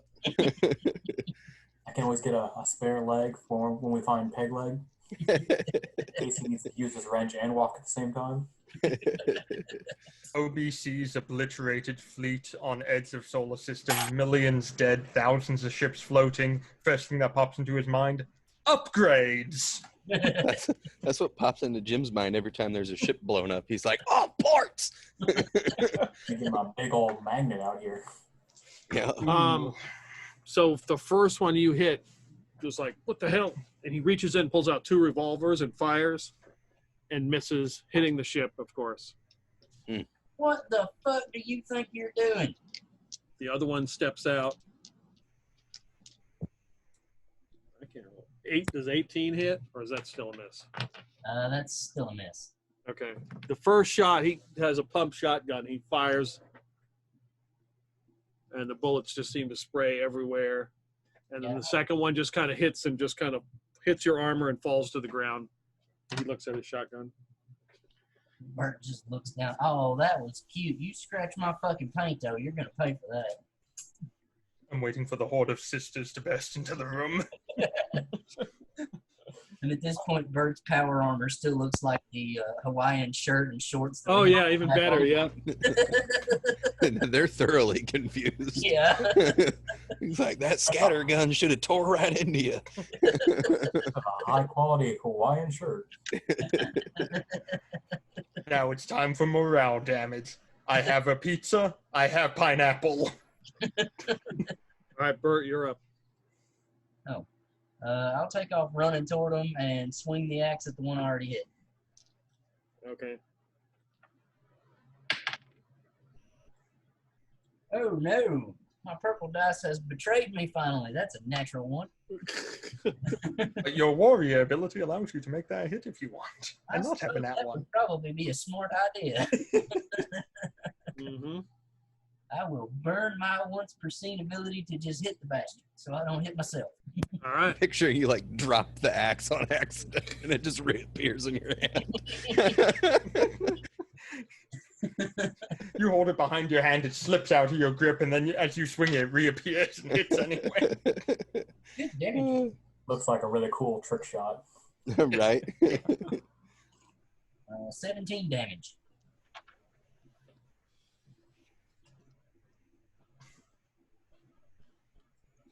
Yeah. So what are the sisters' weapons? For space combat, it would mainly be void carbines. Yeah. And the one that I didn't swing at, Peter, if he has less than 15 AC, he'll take 2 shock damage. Okay. I think it's only 2. I always forget this damn mechanic. So, Bert, you cut this one, breaking off pieces of it, and his leather wristband with the spikes just kind of floats in the air, and the rest of his body just kind of disintegrates as you see the sisters standing behind him firing void carbines into him. The second one looks both ways, and let's see, he will get a negative, right, because he's close combat with a ranged weapon. What's his ranged weapon? A shotgun. Can't use a shotgun. It's a two-handed weapon. You can only use one-handed weapons in close combat. Otherwise, you have to turn it into a club and spend Yeah. 1 main action to do so. That's exactly what he's going to do. No, he can't even shoot at his sisters while I'm in his face. Nope, you've got the shotgun entangled up. Oh, that's OP as fuck. Melee combat is very effective if you can get into it. Yeah, that's the main problem, is just getting there. 18 would miss again, right? So it just kind of bounces off your Hawaiian shirt. Clong. Of his rock hard abs. That's not even the power armor that time. That's just his natural abs. What are you? Yeah, if he's swinging a shotgun butt at me and he missed, I would imagine Bert just catches the butt. Like, what are you doing? I don't know, but I'm scared. He's not sure. He turns the weapon around and tries to hit you. It just surprises. He hits you. It surprises him. And like you can hear the weapon like dent or crack. He just breaks the buttstock off. Oh, Snap. hit Bert right in the temple. Bert just goes, Could have been another shotgun for our armory. And then it looks like he is severed in half, as he has been shot so many times from behind by the sisters. And his lower body just falls over, and his upper body just starts to drift away. I hope for you ladies' sake that Obi didn't want none of them parts y'all shot off. I'm just going to throw that out there. But good shit right there, I tell you.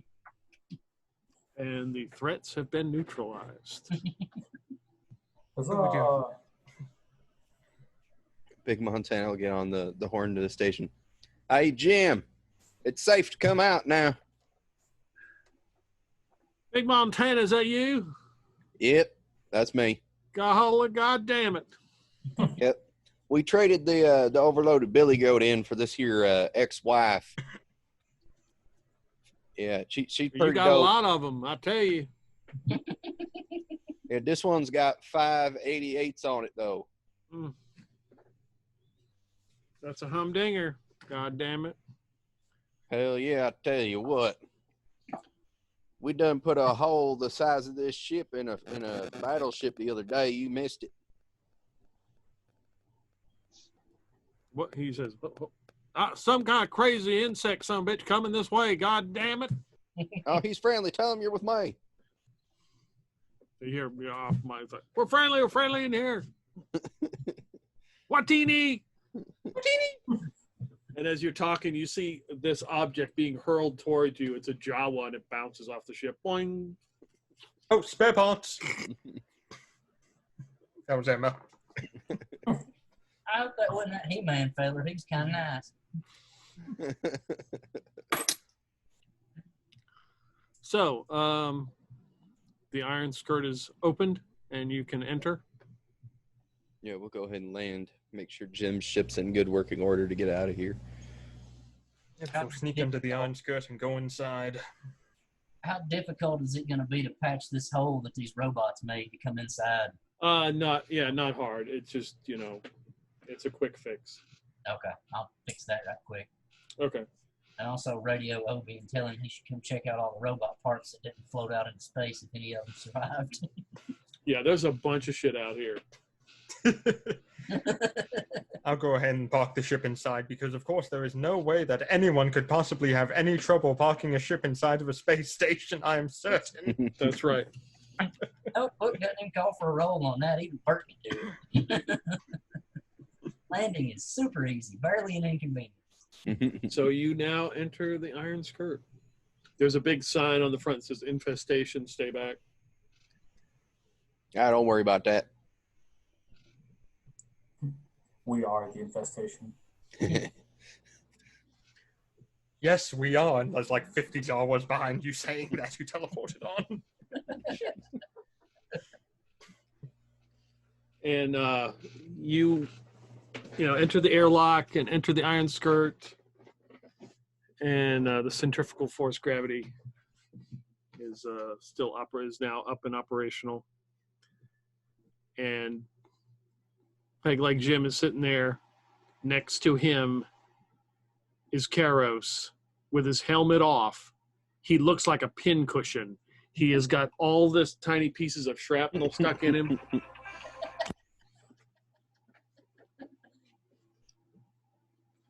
And he just looks, he's like, and he sees you, Big Montana.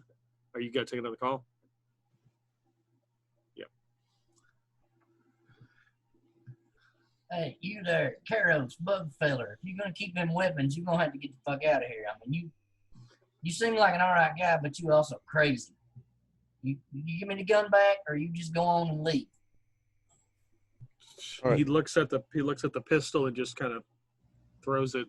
No, all the guns and the sword. I think he'll be all right. He collects all the weapons and drops them down. He just looks, and he looks at you, Big Montana, and he walks over, and he reaches out his little insect arm.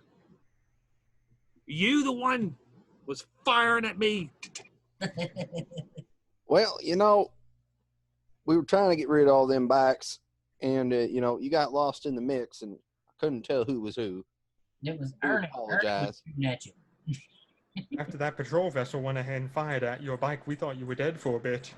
Yeah, I did kind of think you was a goner, so kind of fired for effect a little bit. Good. Some of them are always afraid if there's a friendly in the area. Good to find somebody with some balls. And he reaches down like where you should have some balls. Why, there are 3 of them.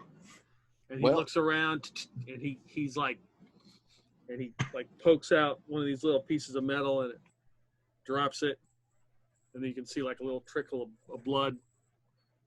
Love it. And he starts walking around. He takes off down somewhere. I'm disappointed. You only let 2 of them robots come on the ship where I can have some fun with them. You stingy bastard.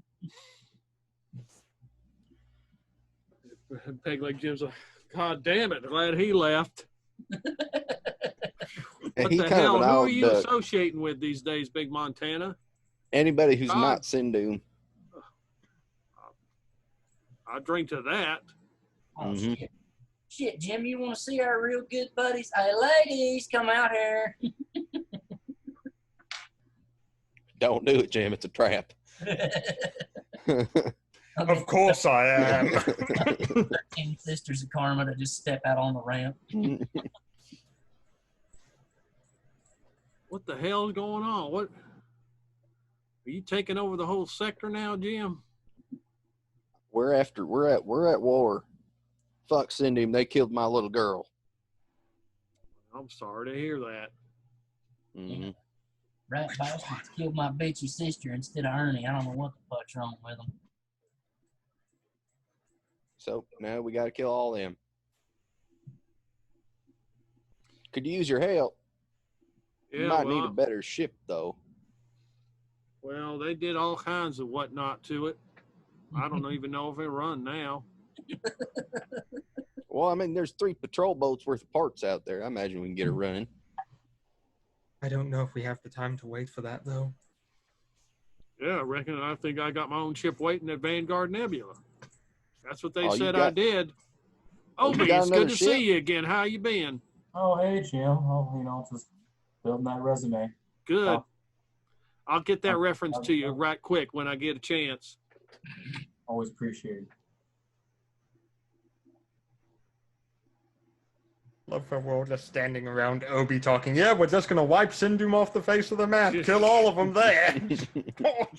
It'll look good on my resume. Mm-hmm. Murdered entire planet with smile.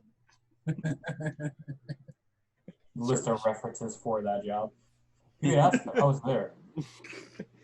Bert's already got that on his resume. So what's your plan, Jim? You head to Vanguard Nebula to pick up this ship. Yeah, we can go there.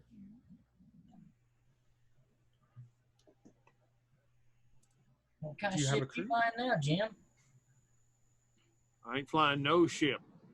They shut me down.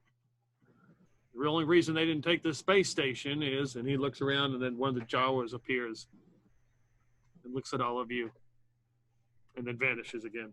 Because of them. Please tell me the Jawa had an M60 and a green headband tied around its head. Yes, it did. Wootini!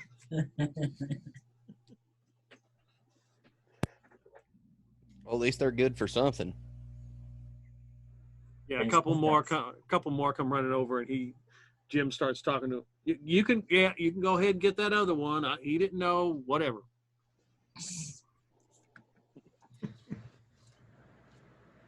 Well, Jim, do you have a crew for whatever you're picking up? I was hoping you can take your crew right here. They know my crew. I already got our names and everything. Can't just roll into Vanguard Nebula. Well, that unfortunately, Jim, they also have our names. God damn it. Yeah. Can you use a disguise or something? I mean, we kind of blew up a couple of their battleships and tore up one of their facilities and murdered a few dozen of them. I mean, they took notice. Yeah, we're not exactly like. We do have enough stealth capabilities to get close. Why would you go and order a ship from a Sindum shipyard anyway? It would seem like a really good idea. We didn't think it was going to work at the time, but apparently it did.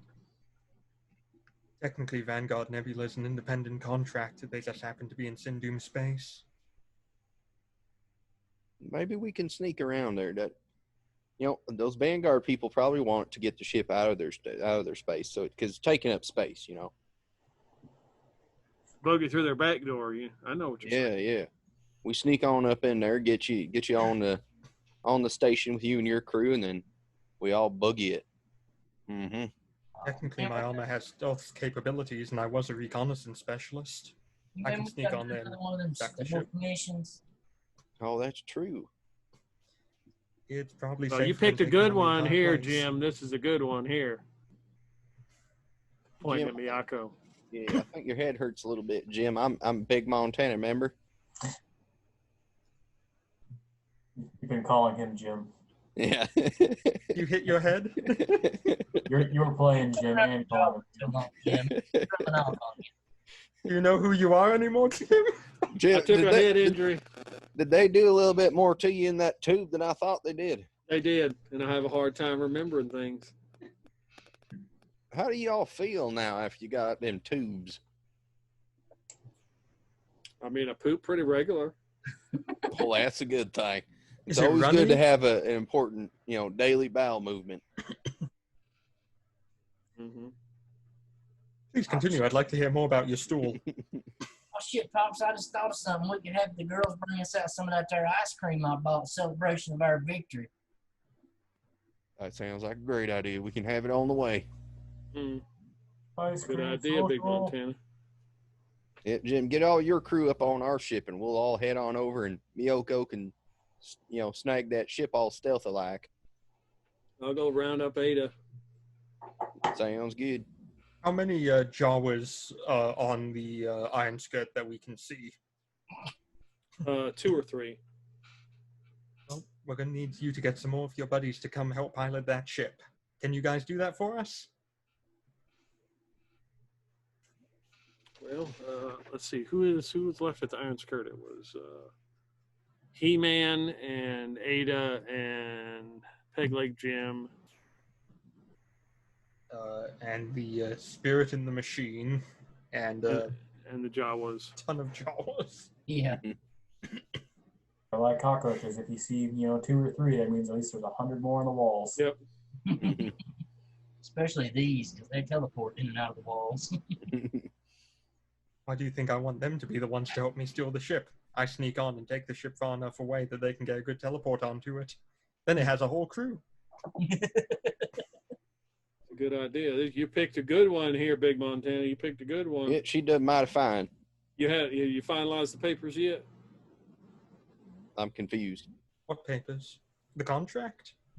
We got signed in a contract with them their them their sisters of Karma. Really? Yep. Nobody So yet. that's how you got into it. You married a sister of Karma. No, I was married to a sister of Karma at one point. Yeah, but she charged him for a night. No, that was to get back in her good graces. That was purely a political buy. Yeah, you tell yourself whatever you want. You give her 25,000 credits. She took you to her bedroom. Call it what you want. Go ahead, threaten to call my mom again. She want her child support anyway. Wait, Misako was only 25,000. She said she was 80. Can't hide money. I'm telling you, can't hide it. She just didn't like you, Miyoko. Or she just really liked Big Montana. I don't One think of That's more likely. I don't think How come you ain't wearing no shoes anymore? You know, it's the damnedest thing. I find so free without them. I see that fungus cleared up too. Yeah, it turns out letting the piggies have some air is good for them. Yeah. Well, I got to come up and breathe every now and then.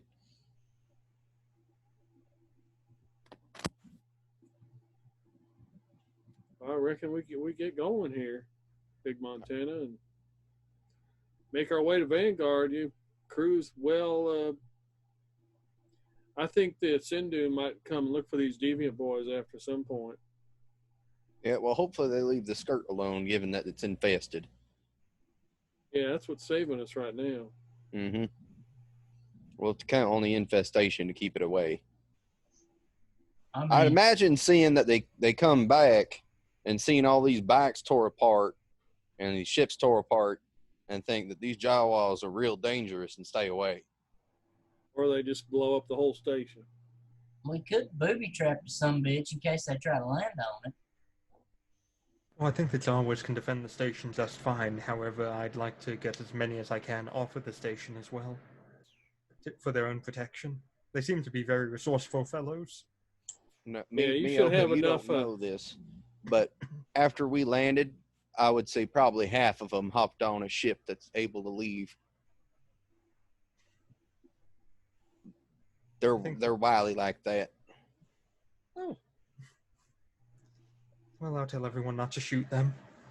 That's probably a good idea. Them sisters of Karma are probably freaked out. All these little dudes in brown robes are running around. Oh, well, I hope none of them went in the workshop there. Modric liable to lose his shit and throw him in the forge. Crazy old bastard. So at this point, you hear the clanking of Karos as he comes down one of the hallways he did not go down. You see all these little marks where he's pulled out all these pieces of metal. He's still got a bunch in him, and he's like, "Are they supposed to come back at some point?" I would think probably. Excellent. They want the station. I will stay. Well, you keep that pile of weapons then. Once we leave, you're fine to be armed as far as and he's like, and he starts to grab the weapons. You should let Emma have a look at you. I think she might be able to help with removing the metal. Yeah, you got a fair bit of shrapnel in you. Had worse. She'll also leave some medical supplies, and we'll send her down with a bit more ammunition as well. Okay. She's pretty important to the ship. I think we're going to send him back down here alone. We ought to just have Ernie do it. He can kind of be in and out real quick like. No, it won't be long. She's just going to help right now while we're still here and getting ready to leave. Yeah, we ain't leaving her. We need her doctor. I get fucked up way too much to not have our doctor aboard. Cholesterol. You eat all the damn space chips. I bought 5 boxes. You done eat 3 of them, you some bitch. Okay. So you just can't have one. You have done the repair to your ship, the hole that the deviants put in. Karos said he will stay with the Iron Skirt. He's hoping that somebody else will show up, gives him somebody else to kill, as he is gladly taking as much ammo as you will give him, setting up positions to fire and fight. And Emma, when she comes down to work on him, she's bringing her bioscanner with her. Okay. I'm reminding her to do that. All right. Yeah, she takes scans or whatever. Yeah, she's got to get a sample of that guy, figure out what the hell he is. Yep. Someone that tough and powerful and able to be shredded in outer space. Ooh, she's gonna love him. Should be all kinds of interested. Oh yeah. He doesn't particularly like the Jawas. You can see that he kind of like chases them off when they show up. Oh, they he'll just like vanish. them. He'll like them when he's under fire and the Jawas show up and back him up suddenly with M60s. Yeah. I'm picturing like 3 Jawas working one M60, so like one Jawa's on each side of the bipod, the other one's standing back firing it. He-Man's over there levitating boxes and shit, throwing them at the borders. He'll hate the Jawas until he's sitting there firing off rockets, and he's like, out of ammo, and throws it down, and all of a sudden, a second later, they hand it back to him. Hey, I reloaded it for you. Houdini! Probably the closest thing we're gonna get to a smile out of those guys. Like, oh, these guys are useful. Weapon loaders. So you have got your group together, and Jim provides you with some. Jim provides you with some borax that he's got at the station. Well, yeah, weren't there technically 2 free merchants left on that station? They were just both really fucked up. Yep. Yeah, but they're gone now. Yeah. They were confiscated. Mm. I blame the Russians. Mm-hmm. But the station itself would have had some borax in its drive. We would have borrowed that. Jim, I hear you're an excellent pilot. Ain't too bad. Well, why don't you fly us on in all stealthy-like? Yeah, what are you talking about? You ain't too bad, Jim. I done seen you fly through some crazy shit. I've been known to. I think you'll be well suited then. I have to get ready for my role. Mm-hmm. I'll start getting ready to sneak onto it, the biggest shipyard in the whole goddamn sector. All right, so yeah, Jim gets the driver's seat and begins to fly you over as you spike into the next system over, which is Swarm. We didn't happen to bring the other dwarf on board, did we? Yeah, he's part of Jim's crew. Yeah, he's with Jim. Oh, fuck. Just gotta keep them separate. Yeah. Peter's next campaign is all going to be about the rivalry between the two of them.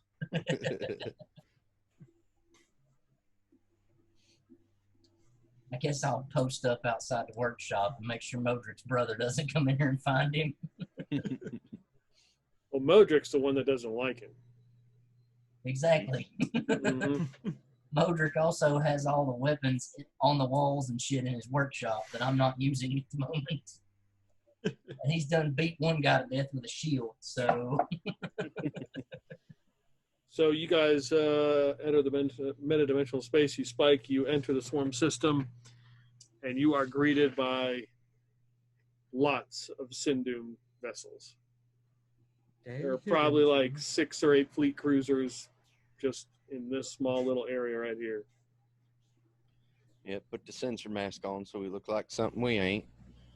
And just cruise her right nice and easy through. We're Sindum Frigate. We're Sindum Frigate. Yeah, we're sending frigate. The last intervention. I don't think that's their naming convention for their vessels. This is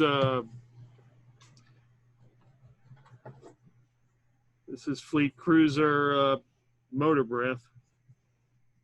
State your purpose. We're here for fit and repair.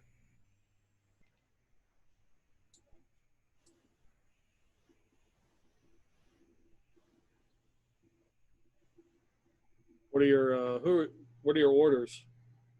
Our orders are to come, land on the station, refit and rearmor. And redeploy to patrol. Yeah, and then redeploy back to our patrol route. Give me a talk roll. All right. That's what I'm good at. Should have had Bert do it. That's a wrong page. 13. If I remember right. Yes, 13. Well, we're not tracking any kind of civilian mercenary vehicle, merc vehicles at this time, but just go on, get your repairs, move out. All right, will do. Don't flag any of the ships with your 88s. Don't plan on Immediately flags all of them. it. Eager on trigger, safety off. So, now where's this vessel supposed to be, Jim? Did they send you any kind of message about picking it up or anything? Any particular dock? Well,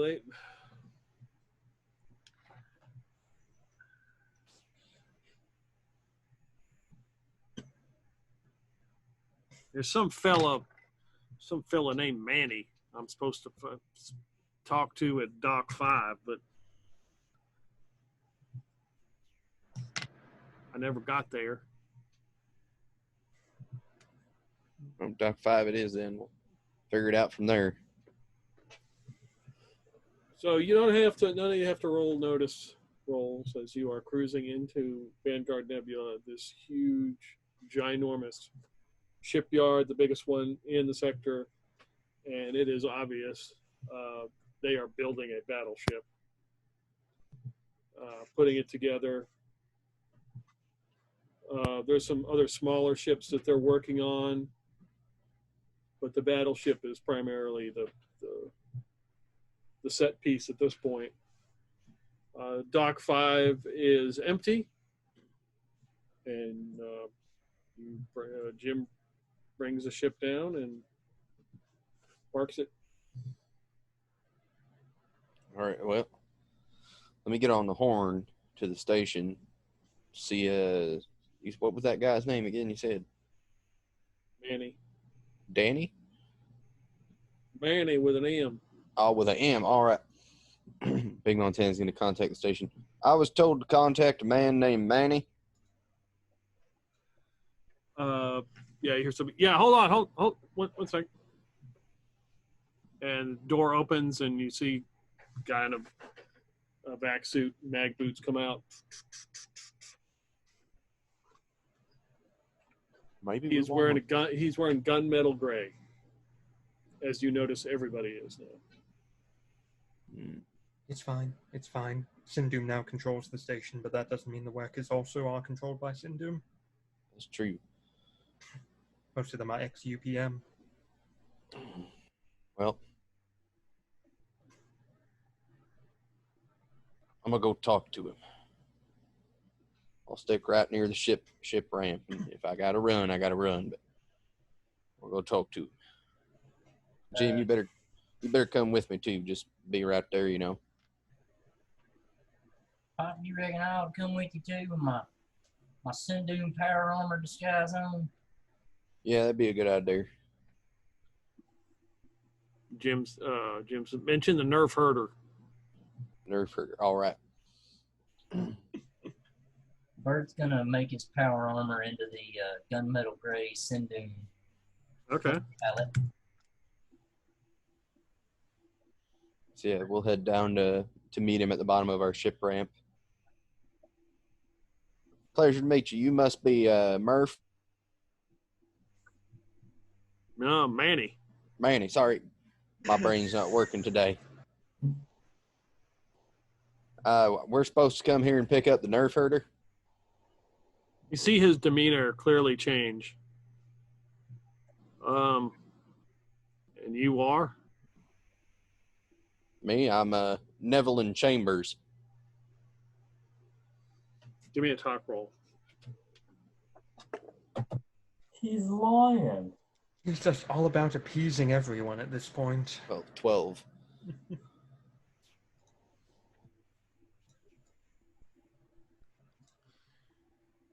Oh, well.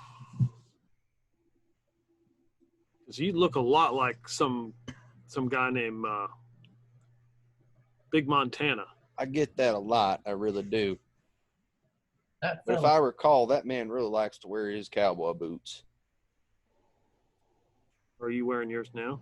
No, he'd be just barefooting it. Floating. Yeah. There's zero gravity here. Oh yeah. They probably got like some socks on or some shit then. Some like space socks, you know.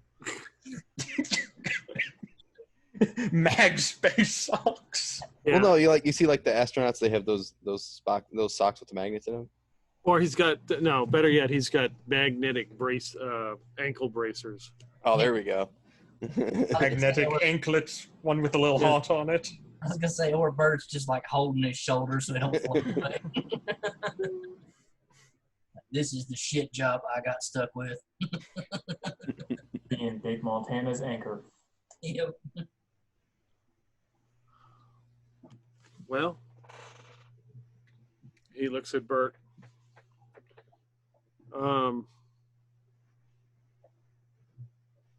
So you're here to pick up the ship then? Yep. Finally got all the paperwork straightened out for that one. It was a hell of a mess. All right.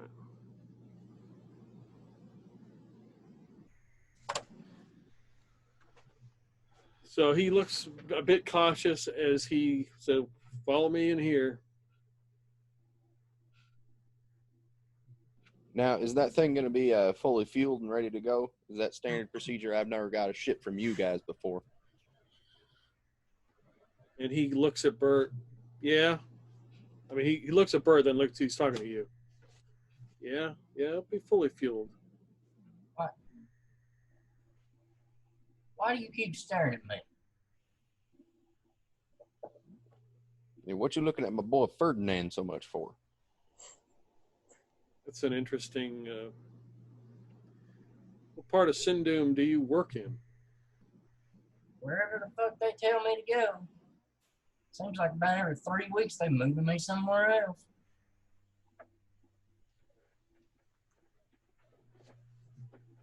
Accounting.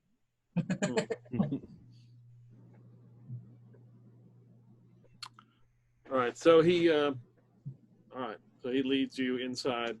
Door opens, closes. It's like a little admin area.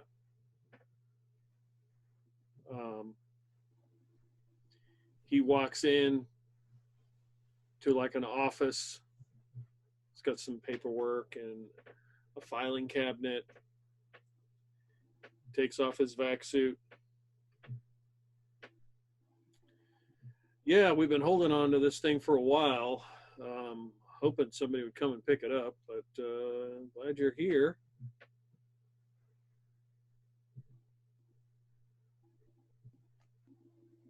High time we had some business that we had to attend to on the other side of the sector. Took us a while to get back over this way. Yeah.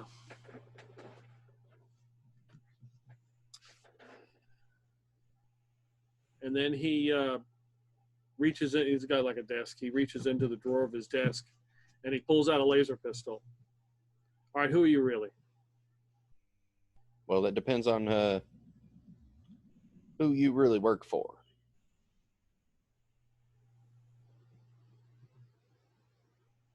Who's this guy next? Who's this guy you're with? Again, I need to know more about you before you can know more about me. Well, you look like you look like Big Montana, so I think that's who you are. I don't know about this other guy next to you in the Sindum outfit. Do you want me to dust him off if you can't talk because he's here? I'll smoke him right now. Oh, good. So you don't like Sindhu? No. Good. Then we're all in agreement here. Oh shit, Bert's gonna have his power armor turned back into his floral shirt and shorts. That guy goes, oh, thank God, man. Shit. Man, we seen all the Sindum jackasses around here. We thought we needed to try to blend in a little bit. Yeah, you came out wearing gunmetal gray, man. Yeah, I always got to wear that. I don't like those worthless fucks. Well, that's good. Well, we're here to get Jim's ship. Is he all right? Jim looks all right. Good. I was kind of worried about him. So He didn't seem quite right when I talked to him. Yeah, there was a thing with some experimentation. He's better now. Yeah, I kept talking in the third person. A little bit, yeah. Yeah. Yeah, he kept calling Pops Jim. That was some funny shit. Anyway, Well, it's good to know that not everyone here is a Sindoom fanboy. no, absolutely not. We didn't want him to get the ship. They built him another one to the certain specs that they wanted, and they left with it. But this one we kind of hid down in the bowels. Yeah, what's it all set up for? I don't know. That's a good question. I have no idea. It looks like what was the ship again? We forget.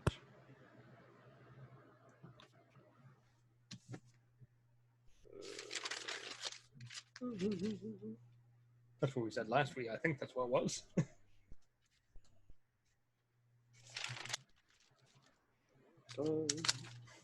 Big Leg Jim upgraded to a carrier.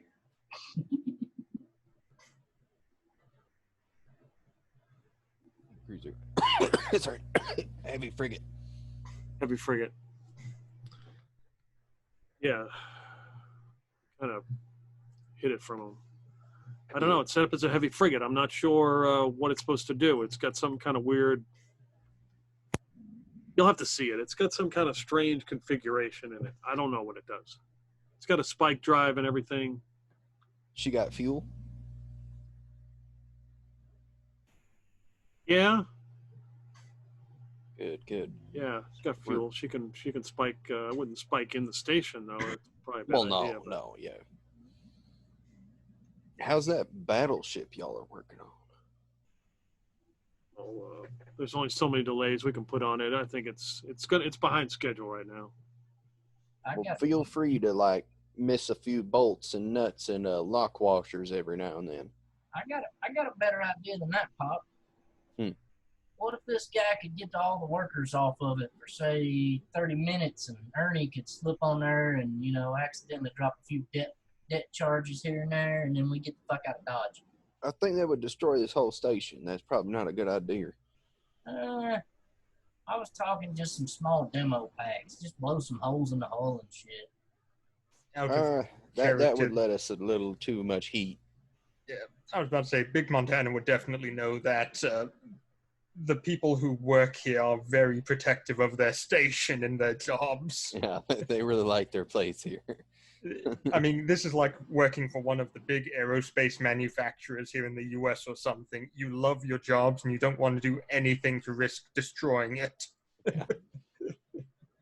But, do feel free to miss a few bolts and whatnot here and there on that battleship. That's going to be a sumbitch to deal with when we end up fighting it at some point. Yeah, they got a lot of workers. They got a lot of eyes on that thing, so it's kind of tough. Mm-hmm. Do what you can. Try to make any flaws as possible. Yeah, they're a little upset about battleships right now. They're missing, 3? And if you get the chance, spread the word to anyone you can that Sindoom's time is coming. Their days are numbered.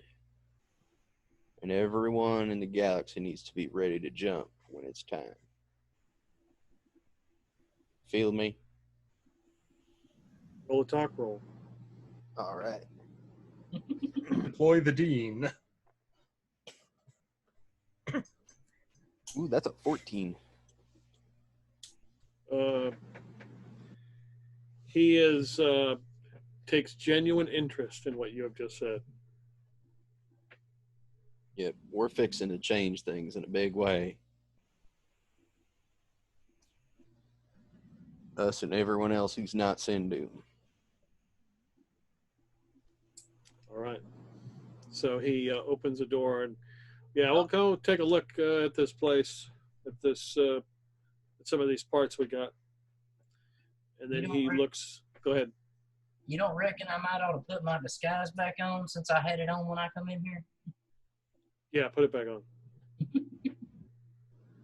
And then he's like, Alpha 5 for the ship, they're clear. He tells like somebody at a switchboard. It takes him about 10 minutes. He leads you through the station, like bunch of catwalks and stuff. You can see that there's a lot of security. He's got to flash his badge to get in. And he kind of goes in like a back area. Everything is like covered in tarps and boxes, and he starts to pull off this huge tarp. Like there's like 5 or 6 of them. He's like pulling them off, and there's the ship. Hell yeah. There she is, brand new. It's like finding a barn find.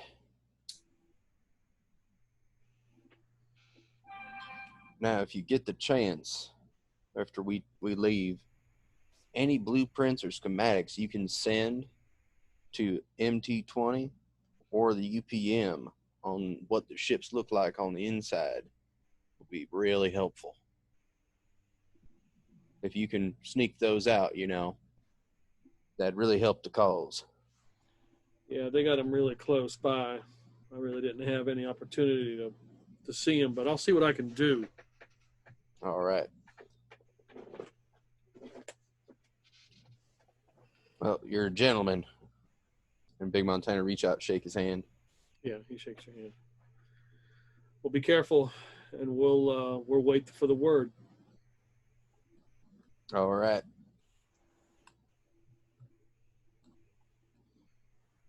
So yeah, we'll go ahead and board the new ship. Okay. Should be enough of us to get it out of the station. Yeah, you just need a couple people to just at least get it out of the station. Mm-hmm. So he like drops the bottom out of this area, so you can just kind of drop the ship out. Like the floor drops away. Yeah, as like the cockpit passes his level, standing on the edge of the thing, Big Montana give him big old salute. He salutes you back. God damn, I love making friends. Single tear. And the floor closes, and you are now in this ship.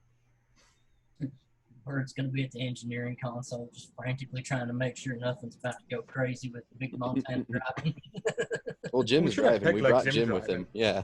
Yeah. Oh, I didn't know we brought Jim. Yeah, I didn't know Yeah. you brought him with it either. Oh yeah, I That's what said Jim they was said. coming down on the ramp with us. Oh, we Figured he was the one who requisitioned the ship. Like it was kind of in his name. So I'm flying the other ship. Jim's flying this one. We kind of played the whole thing like it was just me Yeah. and Big Montana down there. when I thought he asked me if he was all right. I thought he was referring to Jim who was standing right there, and I was like, well, he looks all right. Okay. We'll say that he goes and gets Big Montana. I mean, Peg Leg Jim. After you guys find it, and you're setting up, he gets him. And he Got hobbles in. cataracts.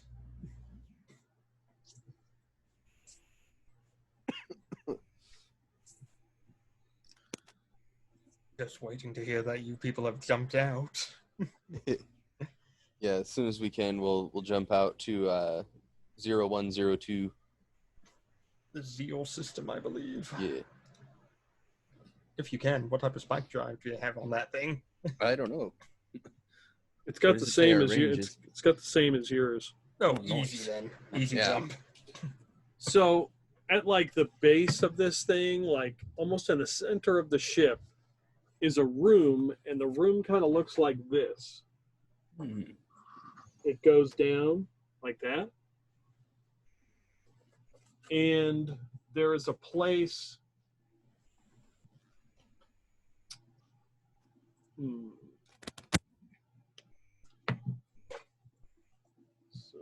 So who is in the ship flying it? Jim is Jim is. piloting it. Okay, and Big Montana is walking around. Taking a look see at everything. Give me a Curtis note. Engineer. If you get a chance, give me a notice roll. Someone roll for me. Someone roll for him. What's your plus? That's an H roll. -2. That's a 6. You've been in a lot of ships. You don't know what the hell this room is. It's got like, there's a place in the middle of the ship, like at the base of this floor, where something should be affixed. But it's like, what the hell? So was this That's built awfully weird. Syndoom specs or Gem specs? Sindum. Sindu. Okay. The hell are they putting all this standard on all their ships now?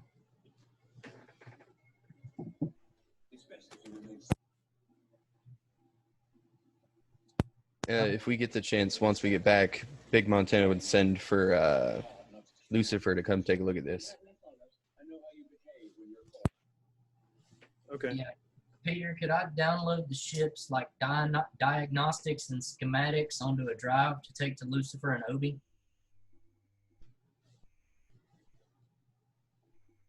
Yeah. I mean, you could get access to the ship's kind of general.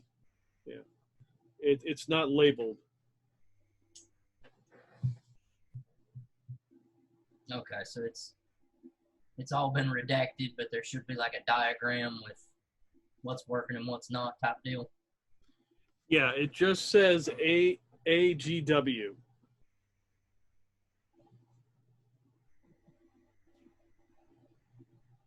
That's weird. So, you guys just spike out of there. You take both ships and leave. Yep. Yeah. Yep. Okay, you enter the Zeal system. It's kind of vacant. There's just a couple merchant ships out here. Do we happen to see an expanding black hole in the distance? No, it hasn't expanded that much. Not that you would even notice. And there's Sirach and Thora, the 2 planets. I'll contact him on the comms. So, what's the plan? Well, over here, we probably want to get all Jim's guys on the ship. And then we'll all get back on our ship.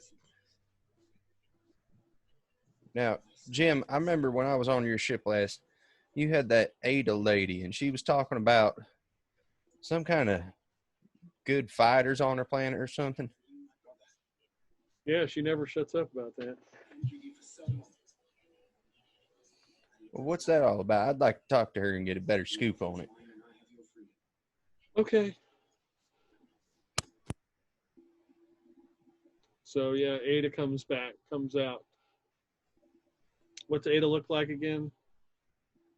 Oh, a typical Sirachian warlord princess person.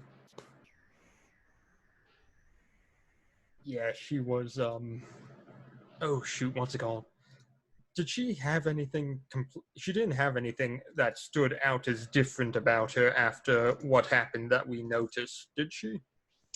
No. She does come out, and she has a rifle. What's that rifle she carried? Oh, you had a Car 98, didn't you? I had a Mauser 1895. Oh, that's what it Yeah. was, yeah. The satanically blessed weapon. Yeah, she brings that weapon out. It's got all sorts of attachments. Fancy woodwork. You wish to speak to me? Yeah, I think I remember you saying something about it last time I was on Jim's ship. You knew you had an army or something that you could get? I don't know. My father is currently being held captive at Sirach. And he has an army. Of warriors, yes. Well, we're in need of warriors bad. You see, with the whole Sindum situation and everything, a whole bunch of really good trained fighters is a valuable commodity. Jim promised that he would give me weapons, but we've been able to do that due to the arrest and the fact that the Deviants and Sindum has been patrolling the area. Yeah, well, I got an idea how to get you guys some weapons. I got a lot of friends in UPM and MT20. Well, I got one friend in UPM, but I got a really good friend in MT20. Now, I'm betting and fixing to think that I could probably get them to bankroll a load of weapons to be brought here for you. You know, given the fact that we all need to fight on the same side to be able to take out Sindoon. What kind of weapons we talking about? He had 100 bolt action rifles. Are these warriors interested in guns or more martial weapons? We prefer guns. Well, damn it. Didn't we? What did we do with those? Oh, wait. I don't We remember. had the 100 rifles that were on the station by the end. Yeah, but they were just bolt actions. So. Yep. But compared to what they have access to right now, there's still 100 rifles, which is a lot better than what they got. How much would it cost to buy in bulk a lot of weapons? What type of ref weapons? If we're talking like SC9s, which are pretty standard, they're 600 a pop. Oh, And you're going to need hundreds of them, if not, probably hundreds at the moment for her tribe size. yeah. We ain't got that many. I ain't got that much money. I mean, they're effective with their bolt-action rifles. It's training they need more than anything, and just a weapon to use in the first place. Very true. Well, here's kind of my thought process on the whole thing. Ideally, we'd split up into two groups. Some of you go down, Jim and your ship and everyone goes down to Surrock and gets that ball rolling, while I go and start getting the I'm trying to think of what to call it. Let's call it the Galactic Fuck Sindoom Conference set up.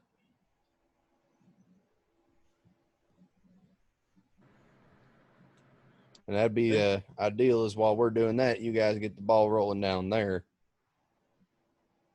Now I can go ahead and reach on out to my MT20 contact. He's probably the best one to be able to see if we can procure you guys a couple hundred rifles or so and ammunition.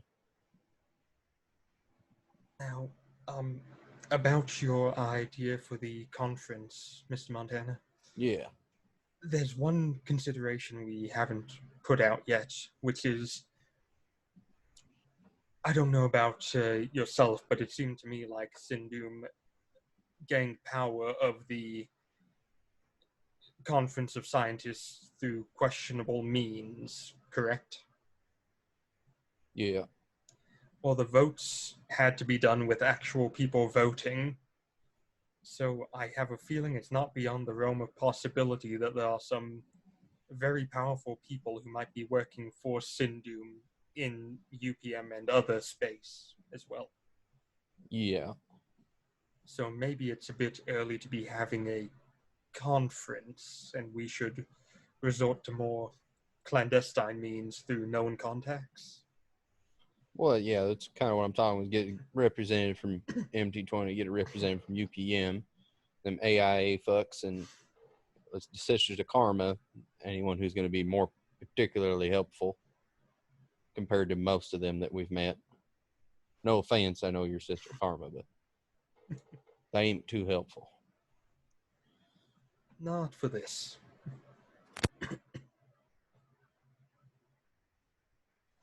But that's my plan. See if we can't get some multiple parties in the interested department. Do you have contacts on all these locales? I don't have anybody in the AIA, but that curator lady seemed to know how to get a hold of them. Maybe I can find something out from her. And I got Jaros, and I got a feller that I know from UPM. He knows how to get a hold of somebody that would be influential. Also, do me a favor, and I'd recommend getting Misako involved in this as well. Yeah, I would have thought I'd bring her along for this venture. There's also something rather weird going on which I can't quite place my finger on. but she's higher up than I am in the organization. Right.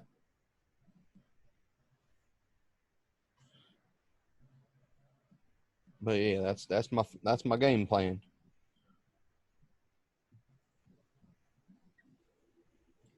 What do you think, Ada? How long do you think take you to get a whole bunch of Sarakians all up in arms about Sindum existing? If and you had equipment. Well, it would at least take us 60, 75 days, I think, to take the throne. I see. But Well, we'd best to get you started. unify most of the maybe some of the outlying tribes would take maybe 20 days. Well, best to get you guys started as soon as possible. You see a Jawa up here walk up and hand one of those bolt action rifles to her. I have one already, dear. He just takes it and vanishes. I think we have some of our weapons. All right. Mr. Montana, we do have the 2 heavily armed advanced Humvees and the truck as well. Oh, that's true. That would be quite helpful for you guys, huh? Yes. It is a machine gun on a tech level 2 weld. Yeah, we'll send them down with you as well. I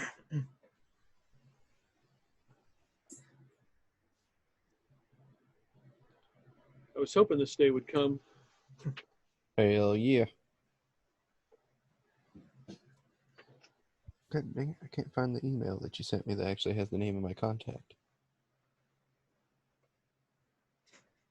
It just disappeared on me. God dang it. That is, the contact's name was Lance Hardwood. That doesn't sound right.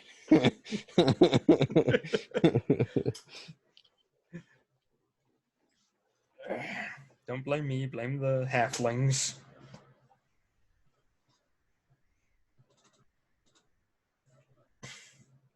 I don't know what happened to it.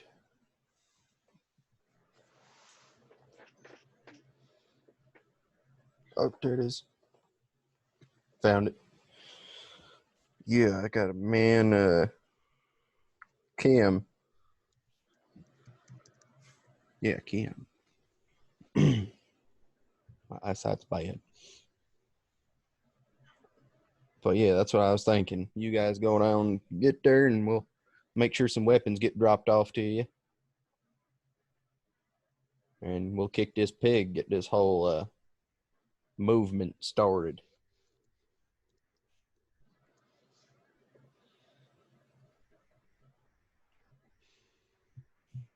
Well, Obi, look at it one way. Either your resume is going to look really good if we succeed in overthrowing Sindum, or it's going to look really bad if we don't.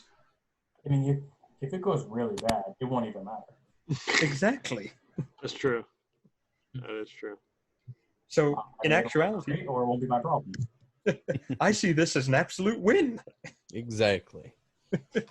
Everybody gets happy except Sindhu. That's what's important.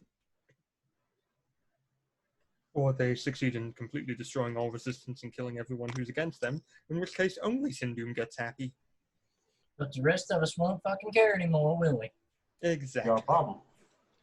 So you're going to provide Ada with some weapons. She's brought some. Apparently the Jawas brought some with them. Her and some Jawas are going to go down unless you want to provide her with anybody else in your crew. Well, what I was thinking is Jim and all his crew and his ship would go down and ferry all the supplies down. He'd kind of work with them. And then this ship would go and try to get more weapons secured for him and then get the conference set up. I imagine getting people to get together and have a talk about this is going to take some time as well.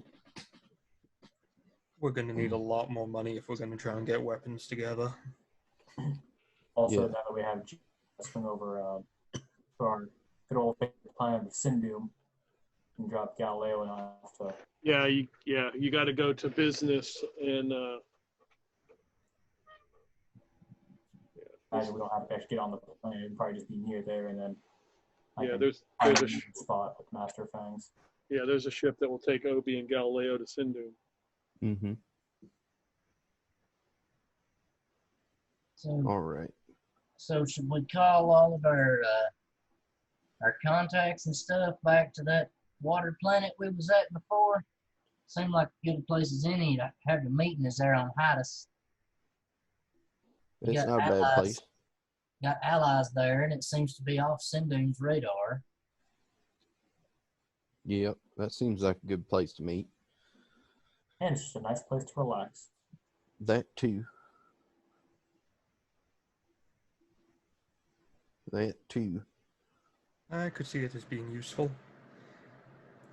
Though I'm still not completely sure we're out of Sindhu's prying eyes there. We do at least have an ally we can count on. Mm-hmm.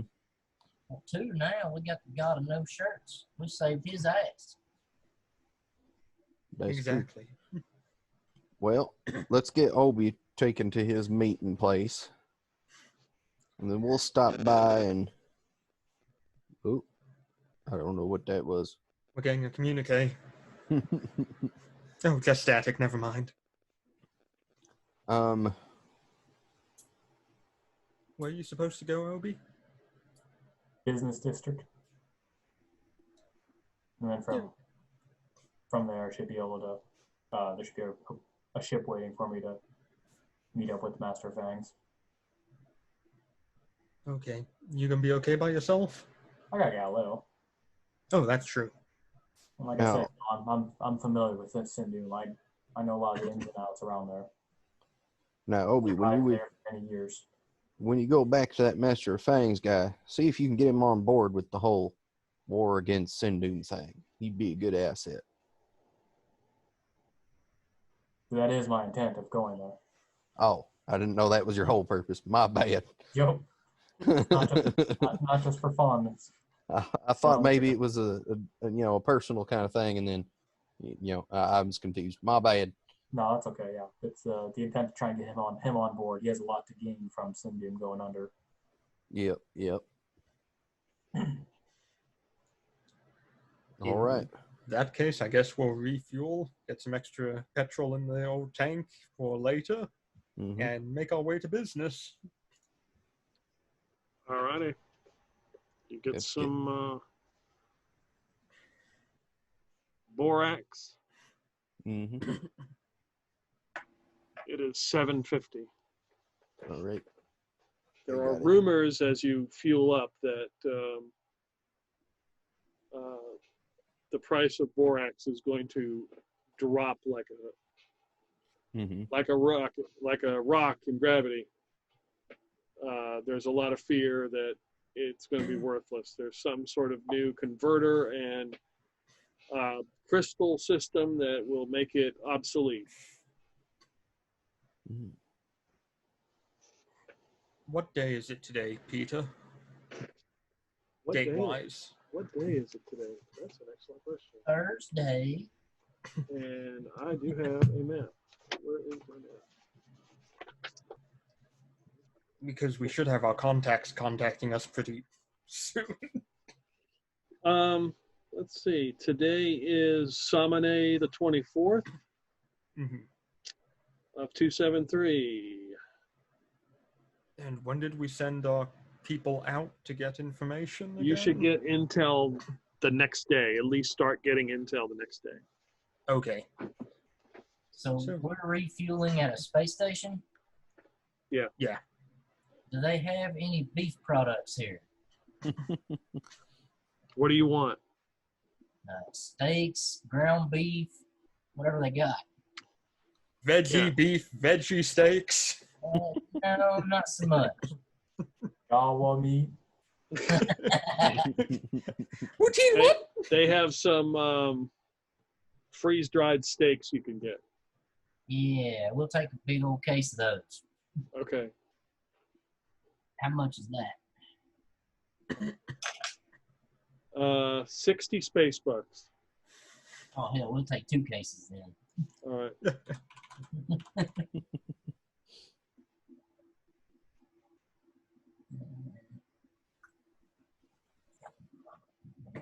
All right, I got my money subtracted. Me too. Now we got food to take to Hottis with us. We don't have to eat freaking raw food.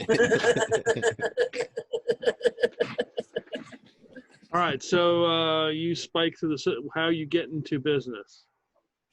We have a jump range of 4, so we can go from 0 to 0, 2, 2. Yeah, you can actually get there in one jump. Yep, we can make it in 1. Well, blam.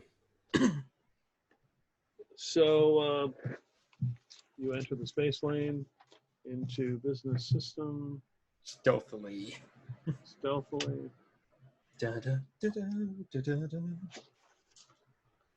This is near Coloron, where you just were, where the Iron Skirt was. Mm-hmm. In the distance, you can see all sorts of pieces of ships that once were floating around. There are a few bikes here.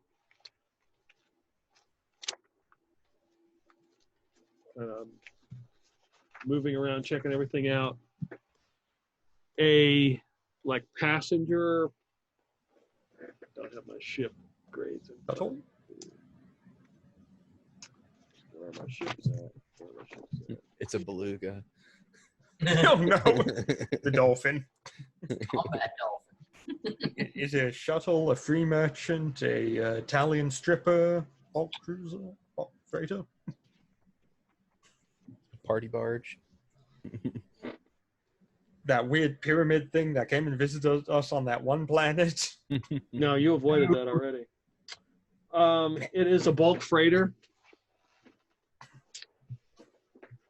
that comes by. Big And ass Obi, thing. your instruction is to, you have a ticket for this bulk freighter. Oh. Cool. Does Galileo have one as well? Yes. Hopefully, because he's my +1. It's a yeah. I'll have to deconstruct him into a suitcase.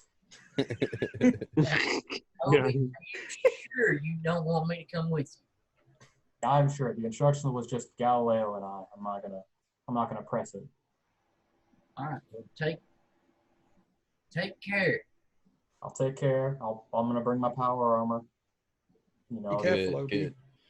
Don't get replaced by a robot. Yeah, you just let us know when you're ready to come back. We'll come and get you. absolutely.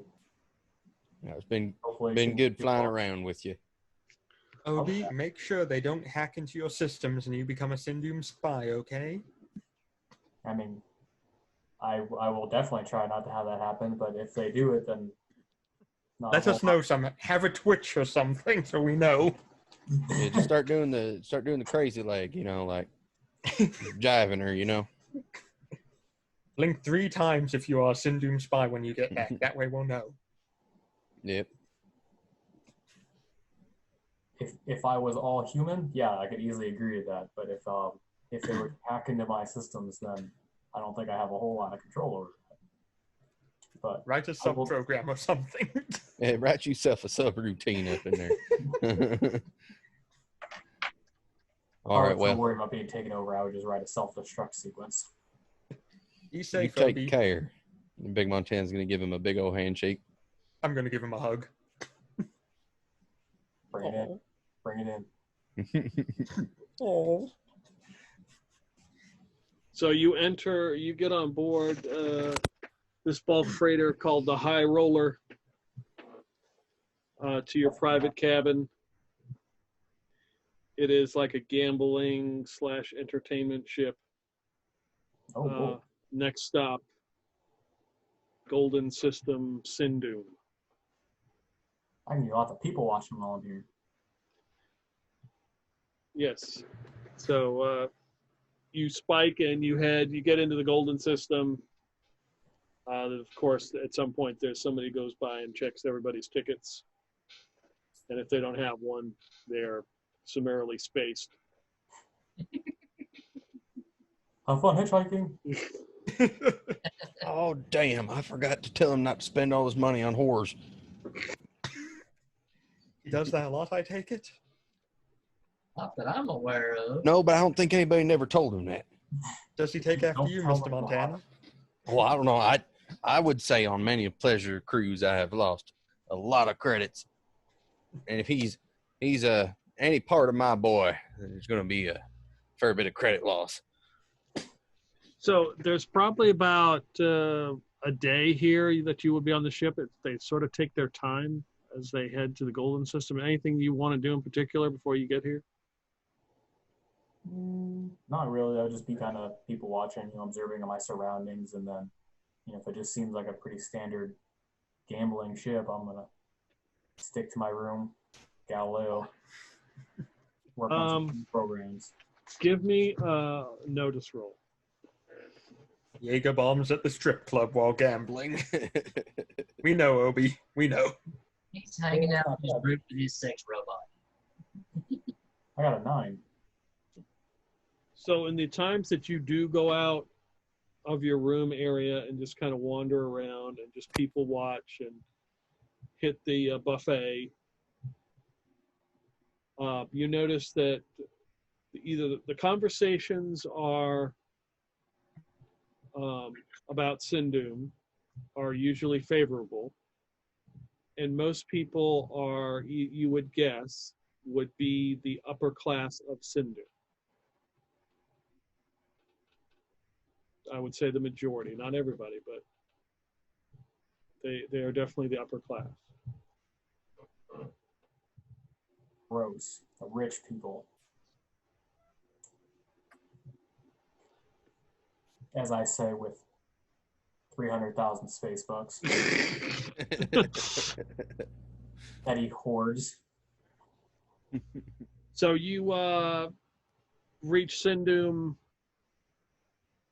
Most of the people are pretty excited here to be finally back. You would detect that some of them are Prometheans, so they are probably headed into the walled city, as they are like officially Sindum occupants. There are various shuttles that show up at like this space dock that is outside of Sindum as they're leaving, and you see a person that's just holding a sign that says Obi and Galileo. Hot dang, look at that. It's like a limo service. Yep. Driver. So in his little suit, he picks you up here at the spaceport and shuttles you down. You do notice, and you don't have to roll, he has to put in numerous codes to get in. Like, it takes him a lot. Like, he has to, like, it must be like 7 or 8 access codes in order for them to allow him to fly to the nameless borough. This is unheard of. Like, you've heard of, like, they control flight plans, but this is like triple what they're used to, like what you've heard. So again, you land here at the nameless borough. Argon is there. You know him as the Master of Fang's right-hand man.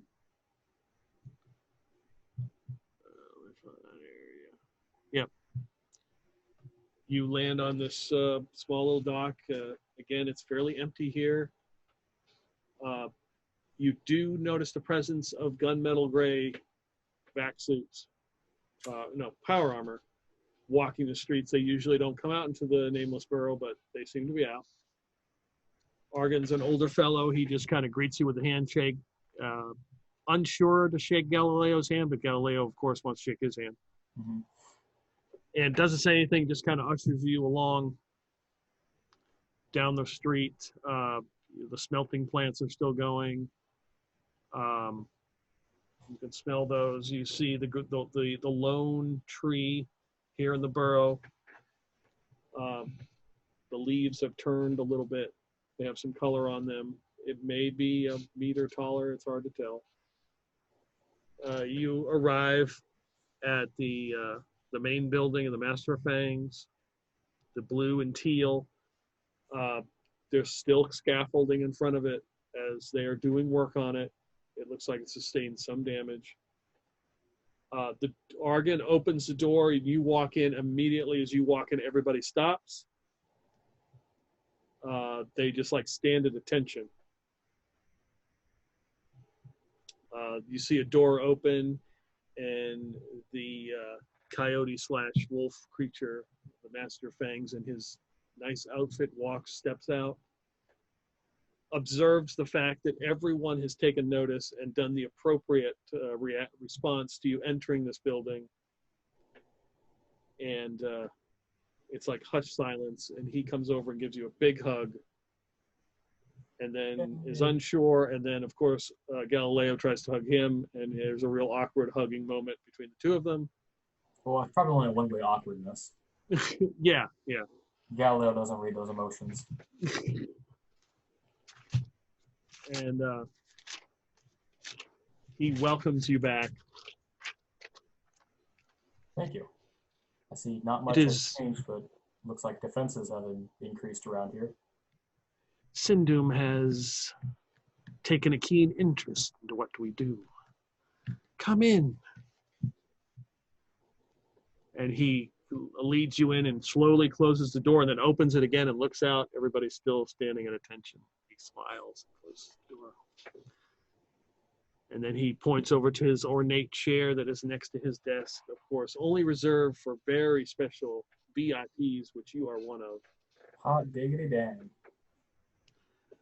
Have a seat, Obi. Absolutely.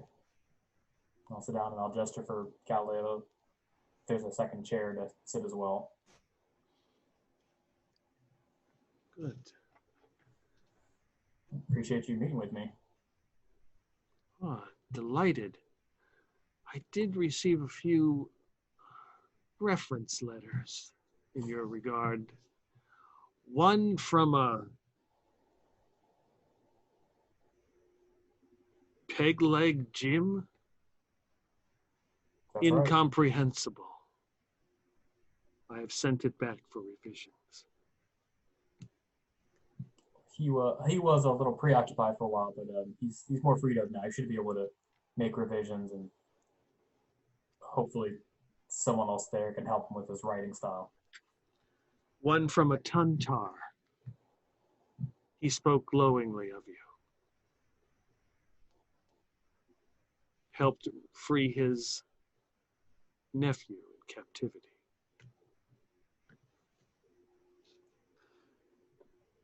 They run a resort on Hydrus. It's a pretty good place.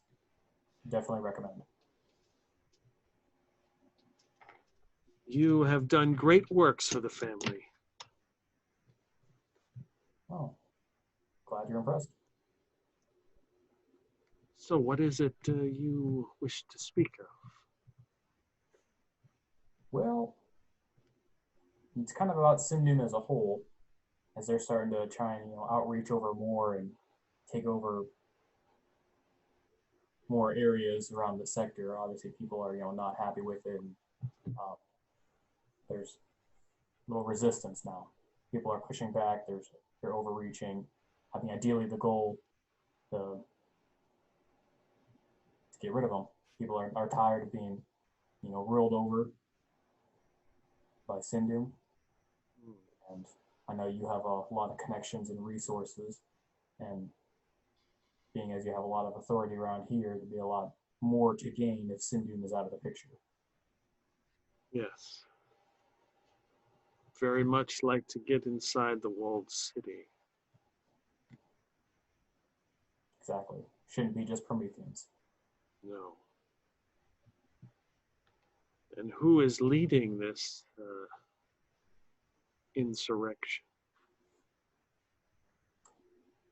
Well, everyone's kind of got their own plans that they're trying to work on, but as of right now, the captain on the ship I'm currently with, Big Montana, is trying to organize all of these different rebellions into one stronger force, trying to get everyone on the same page to work together and take out Sindhu.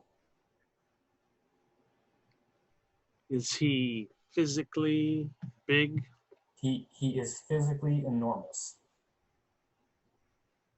Oh, he must be wealthy to afford to eat so much. Is he worthy of this role?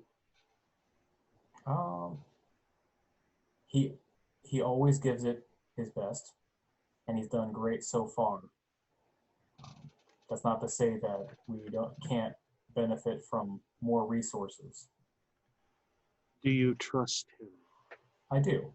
I trust him completely. He seems to genuinely care about, you know, his shipmates and the rest of the sector, and not so much for Sindhu.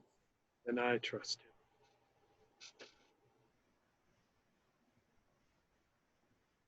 We have limited resources, but I will assist in whatever way I can.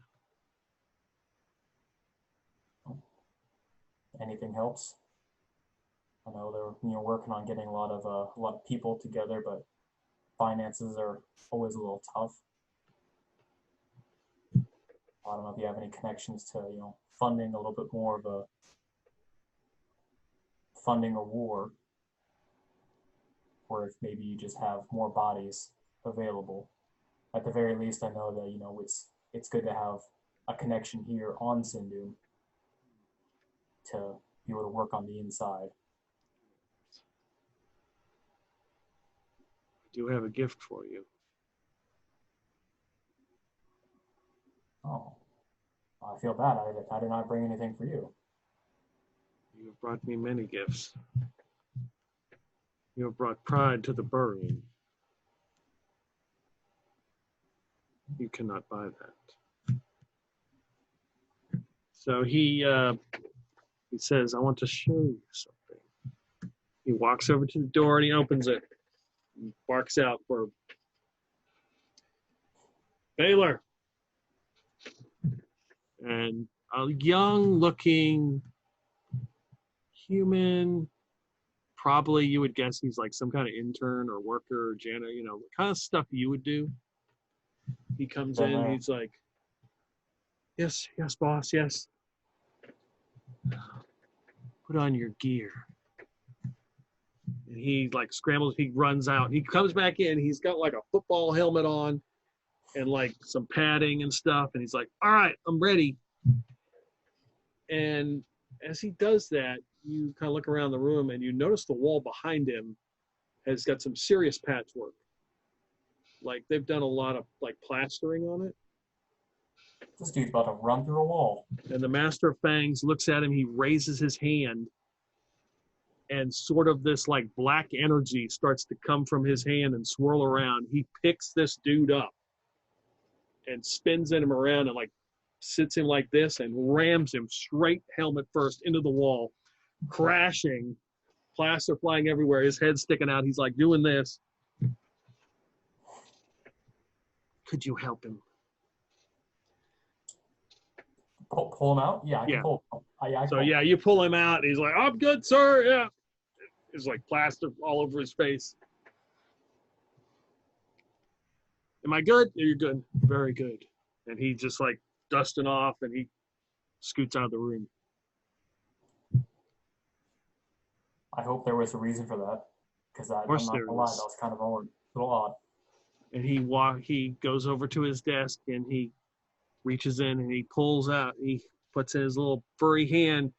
He's got 3 little crystals and they're black. You remember you brought me those crystals, Obi? Absolutely. These are for you.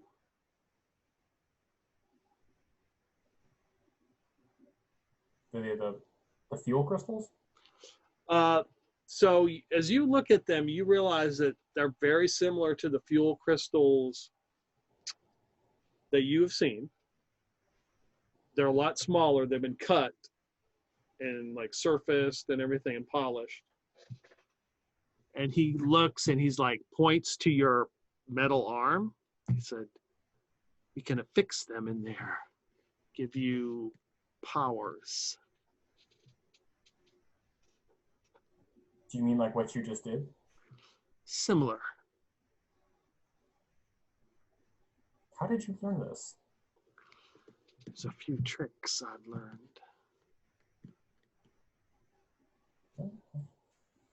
Obi will take him and put him in his arm. You can find little spots for the crystals, I guess. Yeah. So as soon as you do that, you see like a black energy start to move around your arm, and like tendrils grow out and kind of like pulsate a little bit.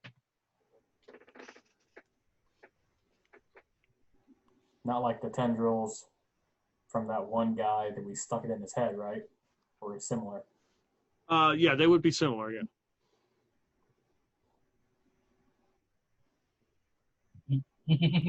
Oh, Miyoko's not wearing a skirt around you anymore.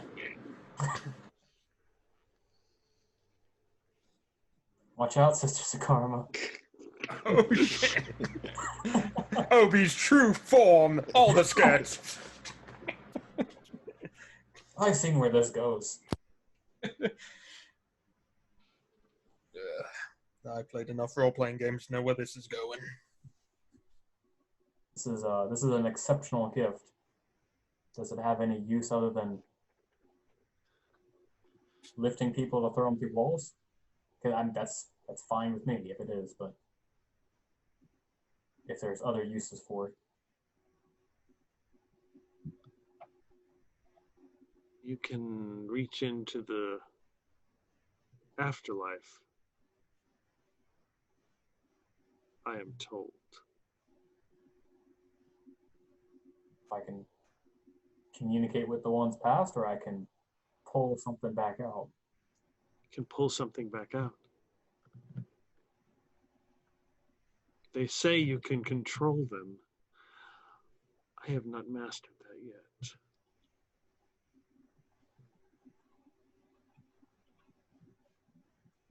That is God damn. Keep seeing the chat thing pop up. Ignore us. That will be something I have to practice on as well. Oh, there's a lot of air conditioning in the ship today, isn't there? Bad ventilation. Well, thank you very much for the gift. I look forward to testing that. On the gambling ship on the way back. Yeah, cards are cool, but have you guys ever seen a dead person come back? Check this out.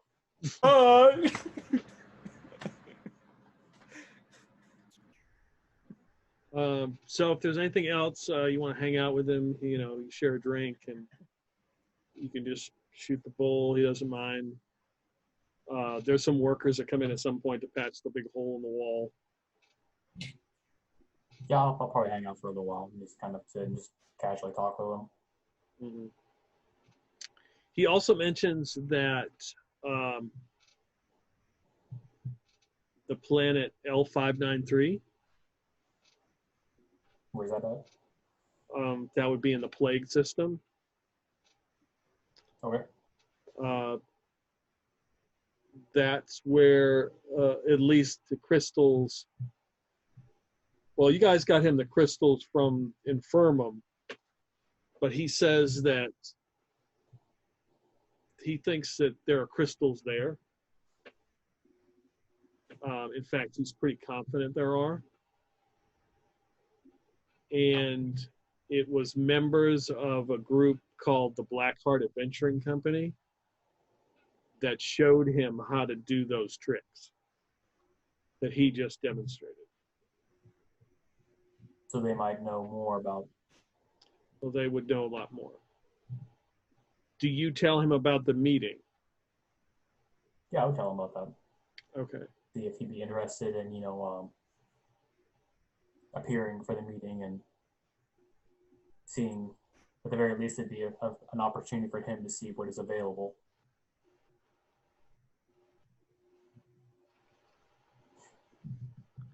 He says that I will get one of the members of the Black Hearts to attend. Excellent. More people. People is what we need. So, however long you spend the day, and again, as you leave, everybody stands at attention, and he exits, follows you out, kind of snarls as he sees two Sindum-like soldiers walk by. You can hear him growling, and Argan leads you out to the shuttlecraft, and you are taken back to a bulk freighter, which is like carrying cargo, some kind of cargo freighter that is headed to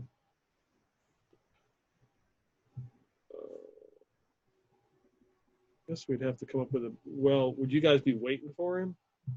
When I was intending on leaving, I'd try to reach out to the Big Montana or Miyoko and discuss a meetup spot. Okay.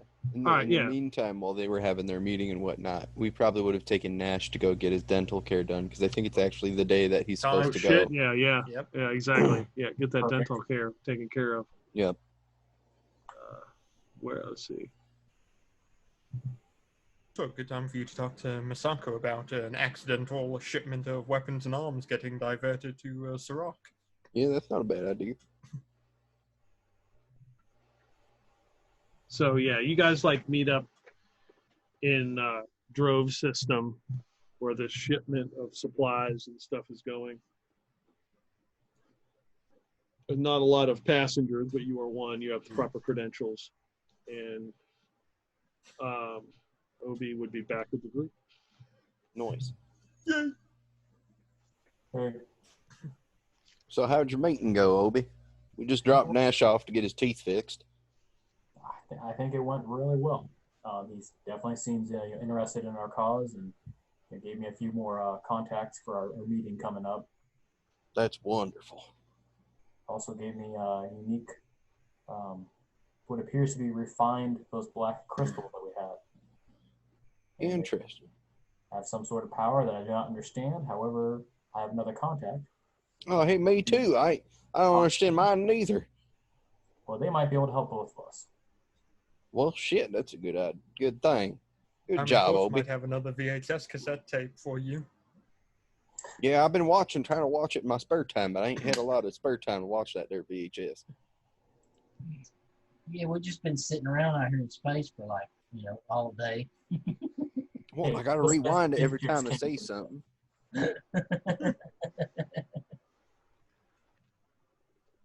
Are you remembering to rewind it after you finish watching each tape? Oh, shit. Be kind. Rewind. Rental fees are going to go through the roof. Yeah, them shitty VHS tapes only held 92 minutes film. So, I mean, we've been out here all day. How long does it take you to watch 92 minutes of film? We gotta watch it multiple times to get all the subtleties. You got spaceships on the screen again, didn't you, and had to wipe it off? Yeah. Kind of like one of those big movies, and every time you watch it, you learn something new. You didn't see it that first time. Yeah. All the subtle little bits, in Fight Club, and all the cool little dialogue bits that you might not have picked up on in Lord of the Rings. You got to go back and watch them Mm-hmm. 5, Yep. 6, 20 times. Yep. All right. So yeah, Plague System isn't too far if we're in the Drove. Where the Blackheart Venturing's at. That's I also see. where we... Wait. Was Plague System where we encountered the Sindum planet, or was that the system below it? I think it was 0505. Okay, so that's it. I couldn't remember which. All right. Well, we're to get Nash's dental work done. We're over in, I forget where we are. We just said came it, but I back forgot. up and got Obi. Yeah. Yeah, so you'd be in you're in Drove system right now near the planet Thurian. You receive a message, a secret encrypted message from one of your contacts. It's collected intel. So, Big Montana, give me a D100 roll. All right. Roll a good one. Anything less than the best is a felony. Go for a 42.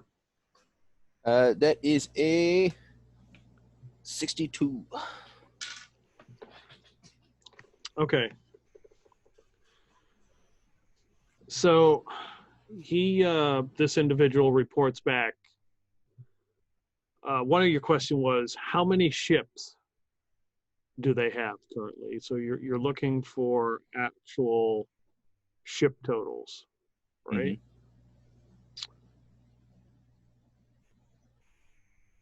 So there's been a couple numbers thrown around. I think it was reported that Sindum was reported to have in the neighborhood of 10 carriers and 40 to 50 battleships. Mm-hmm. And the Sisters of Karma was believed to have 70% of that. So Sisters of Karma have about 28, 30 battleships and about 7 carriers. Mm-hmm. The report you get back is that Sindum has 10 carriers and 9 battleships. One is currently lost, another has sustained damage and will be scrapped. Wait, 10 carriers? The total is 80. The number of battleships was thought to be higher, but has been a secret for years.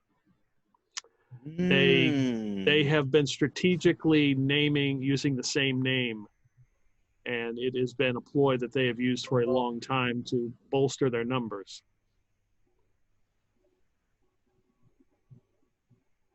So the Sisters outgunned Sindum by a lot. If their metric is correct, yes. They would outgo them by 4-1 as far as battleships go. You said they had 9 battleships. One is currently missing, and what was that last bit? The other one has sustained damage and will be scrapped. Okay. Jesus. Sindum's been swinging a bigger dick than it has. We punched them a lot harder than we thought we did, too. Destroying 2 battleships has seriously crippled them in that case. That's about 15-17% of their fleet destroyed. Well, the battleship fleet. Yeah, they still have the 10 carriers. That's nothing to scoff at. True, but we as have long 7. as we can keep at least. But if the Sisters of Karma defect, as long as there's money coming into them, they won't. If we can temporarily keep the economy afloat,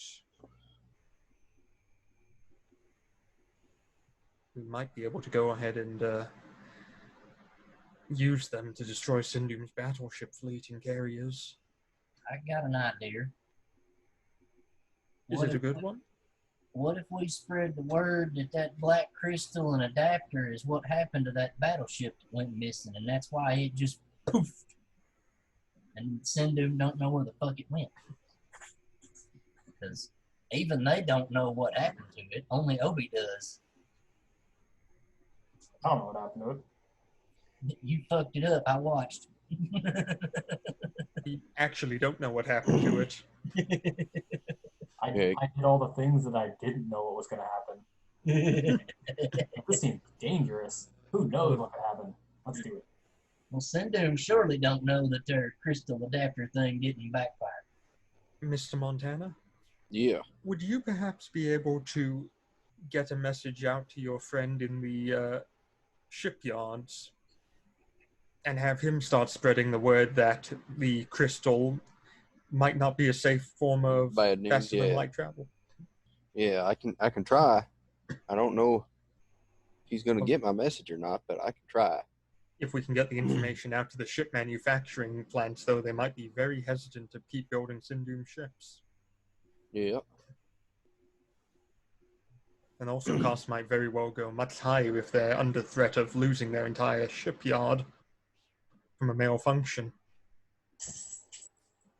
Yep. Big Montana would send out a message to, oh God, what was his name? Start with M. It was a name Manny. that, Manny. yeah, Manny instead of Danny. Yep. Big Montana would send a message out to Manny To Danny. to let him know that them black crystals and stuff, using that as fuel is dangerous. Could cause weird shit to happen at any moment. We have word that a Sindum battleship just ceased to exist.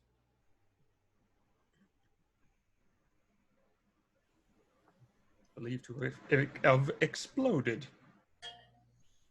Or they either exploded or condensed into a very tiny ball. We're not sure which.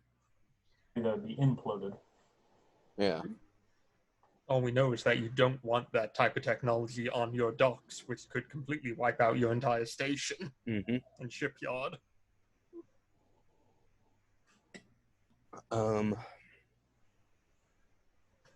Big Montana would also try and get a hold of Miyoko. Or not Miyoko, Masuka. Too many M's.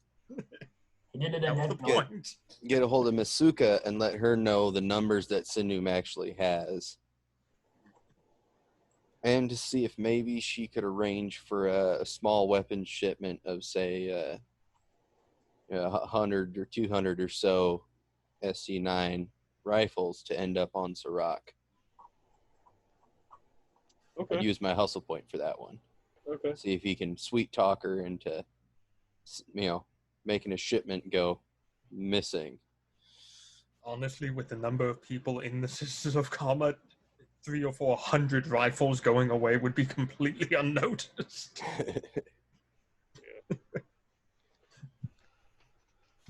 So you get another ping. Another encrypted message arrives. Our latency out here is terrible with all this ping. It takes Obi and Galileo working together about 3 hours to decode this. It's highly encrypted. Give me a D100 roll, Big Montana. Boy.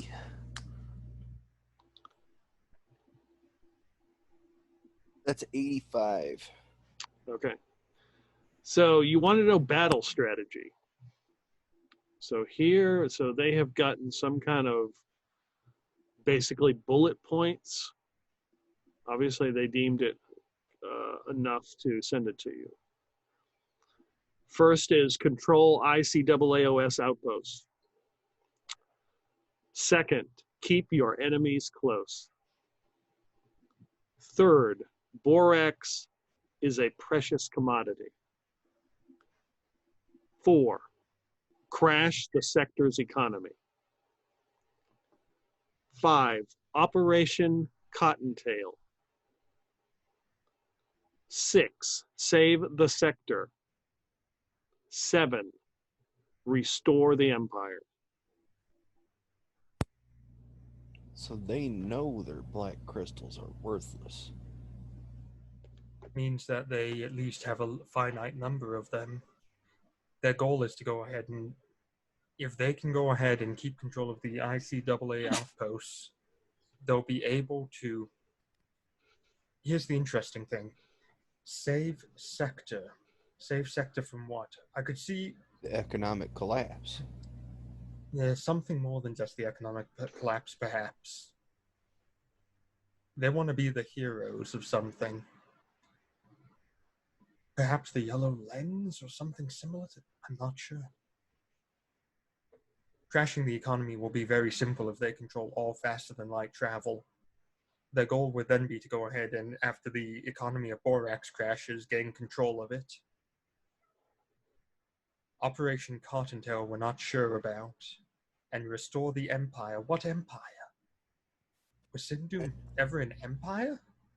I remember our dwarf friends, they were talking about something about Sindhu being like an empire or something, like a monarchy before the Scream.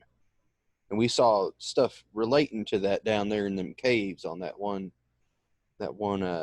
planet we were on that had the whole facility down there. First time we went and saved Jim. Yeah. Perhaps we should go ahead and ask them what they know about the Sindhu Empire, and if they had any enemies. It might not be, but it was a long time ago before Scream. I imagine any enemies now might not actually be their enemies anymore. That we know of. Then again, Peter, Mm-hmm. would it be common knowledge that the people who lead Sindoom aren't humans, the Prometheans? Yes, that would be common knowledge. Yes. Perhaps they view humans or the other species as the enemies. They keep the enemies close, as they said. That could If be it. Prometheans wish to wipe out everyone else. Either way. Sindoom's vulnerable right now. Yeah. I knew there was good reason we paid a whole lot of money to these people. To say the least. My God. Well, shit, that changes things. Certainly does. A first strike by the sisters could. A first strike by the 20 MT using sister forces could cripple Sindoom's fleet. And Yeah. then perhaps a disruptive bombardment, followed by a land invasion, could get beyond the walls of the Promethean city. If we have contacts there, as Obi claims, should be simple enough to have allies, a fifth column, if you will. Yeah, I think here in the next, we got Couple of reports. We got to convince the sisters that MT20 is not going to be bankrupt. Yes. Well, Jim, how much money does your friend have? Why is everybody calling me Jim? I mean, sorry, I've been drinking. Mr. Montana, how much money does your friend have? Well, I mean, with 20 MT. Oh, I mean, if Jaros doesn't go bankrupt, I'd assume he's pretty loaded. I mean, hell, he paid us a couple million, wasn't it, to get some scrap? I'm thinking then, if it's possible, if the price of borax collapses, we might be able to sweep in before Sindoom via some insider trading and control the borax mines. In that case, when the economy is beginning to recover, you'll have complete control of the sisters being the only one able to pay them.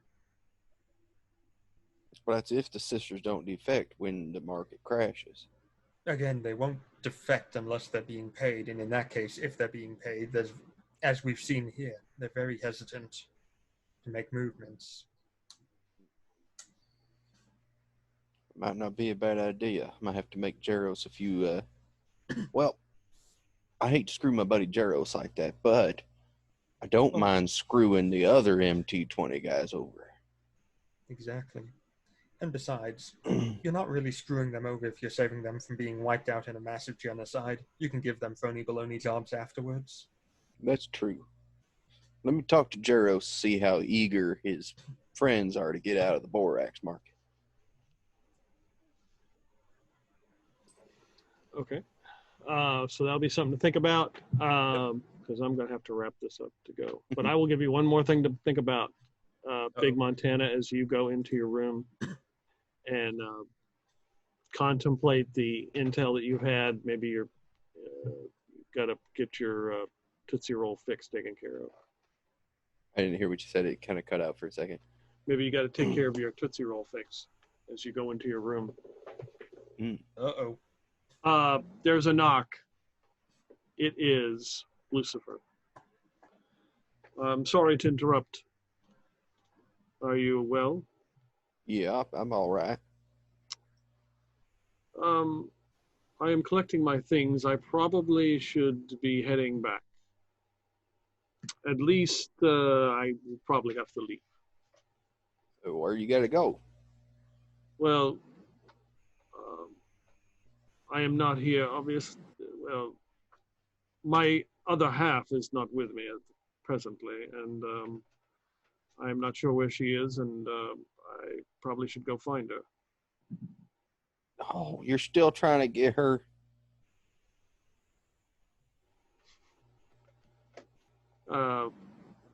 You could say that.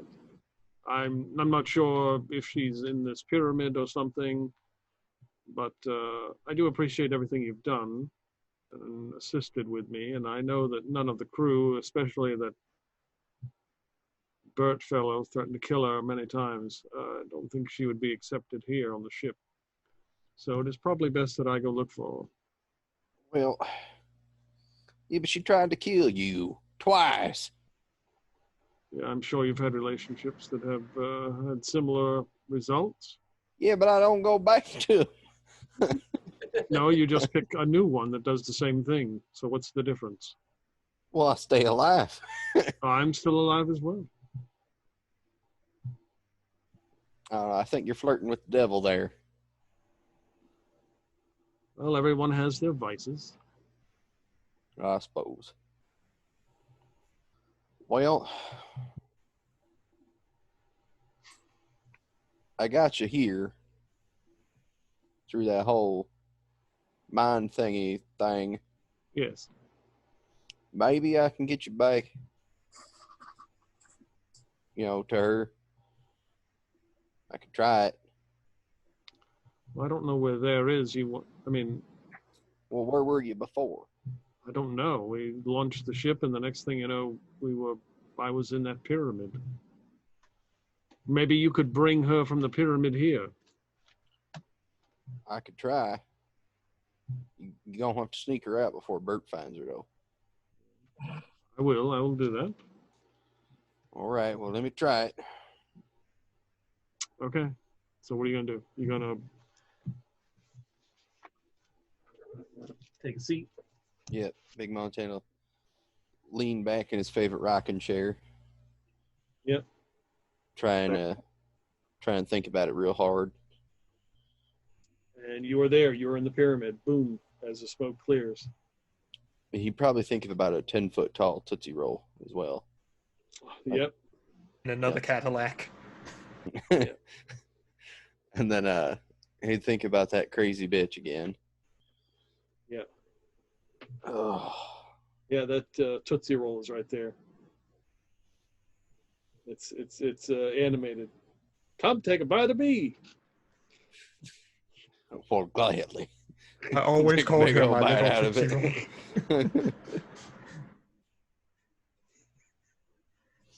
God damn. Tasty, So isn't it?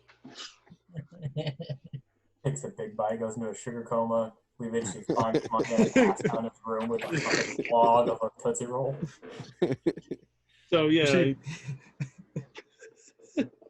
I always called her my little Tootsie Roll. So you hear the squeaky wheels of a wheelchair come around the bend. Who's that? Big Montana's gonna lean around the Tootsie Roll. God damn it. You're lucky I like Lucifer.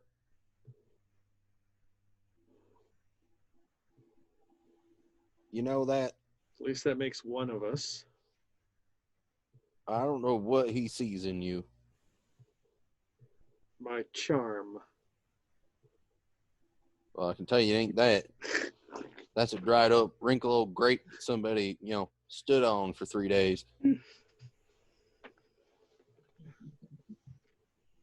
But I tell you what, As she's I hear- petting her stuffed cat. if I hear that Lucifer is all kinds of fucked up, or heartbroken, or killed, or hurt in any kind of way, and you had something to do with it, you are likely to end up inside this Tootsie Roll. What a threat. One hell of a threat, right? I will put you in a Tootsie Roll.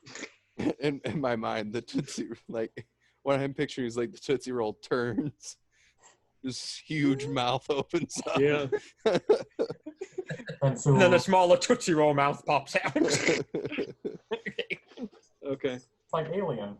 Yeah. So goddamn, I'm gonna bring you back with me this time. Big Mon take another bite of the Tootsie Roll and picture us all back in Big Montana's room. Yep. Boom. You're there. Lucifer is there. And Malta is there. Oh my God, you've done it, Big Montana. I owe you. Now, Big Montana's going to reach down and take the knife out that he's got strapped to his leg and hand it to Lucifer. Now, if she comes at you, you use that. You hear me? Looks at Sure, I don't hooves. know how well I can do with my hoofs here, but Well, duct tape it to your leg or something. I don't guess know. I'll work it some way. Now go on, sneak off of here before you get found. Let's go, Malta. I'm gonna miss you, and he give him like a friendly pat on the back. He whinnies. Houdini. Oh, what? So give me a D100 roll, Big Montana. As All right. You go back to the pyramid. Or Peg Leg Jim, or whoever the hell you are now. That is Big Jim. 70 straight. Okay. 70.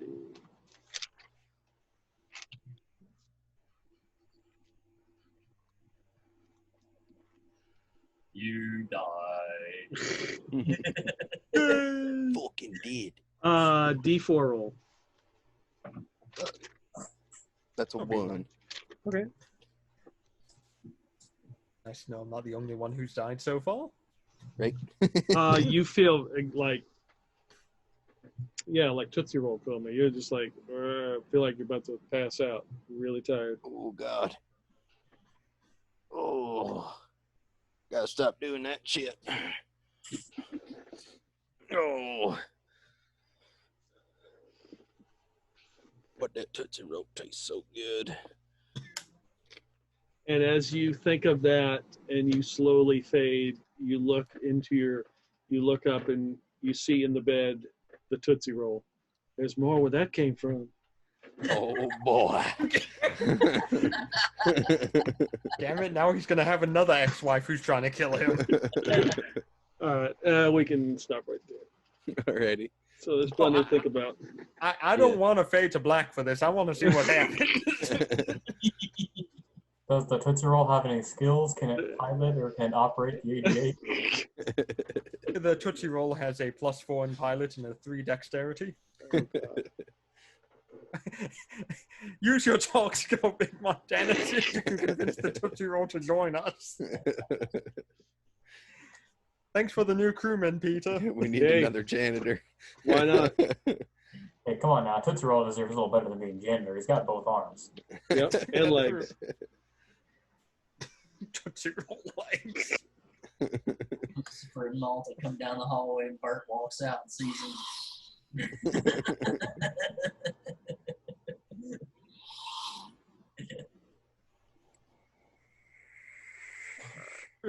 So the next episode, next session will probably be like a meeting of the minds.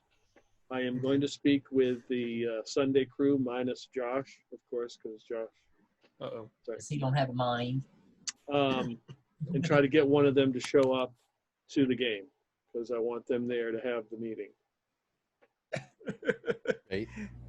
Someone's about to be very clueless about the whole Syndoom situation. Yeah. And they're about to be clued into everything. We are very far behind. It might be Dustin, which would make sense. I don't think Dustin can make it this Sunday just because he's had a trip planned, but I might convince him to show up to Thursday session. Maybe, not at like 1 o'clock in the morning, but maybe early on or whatever.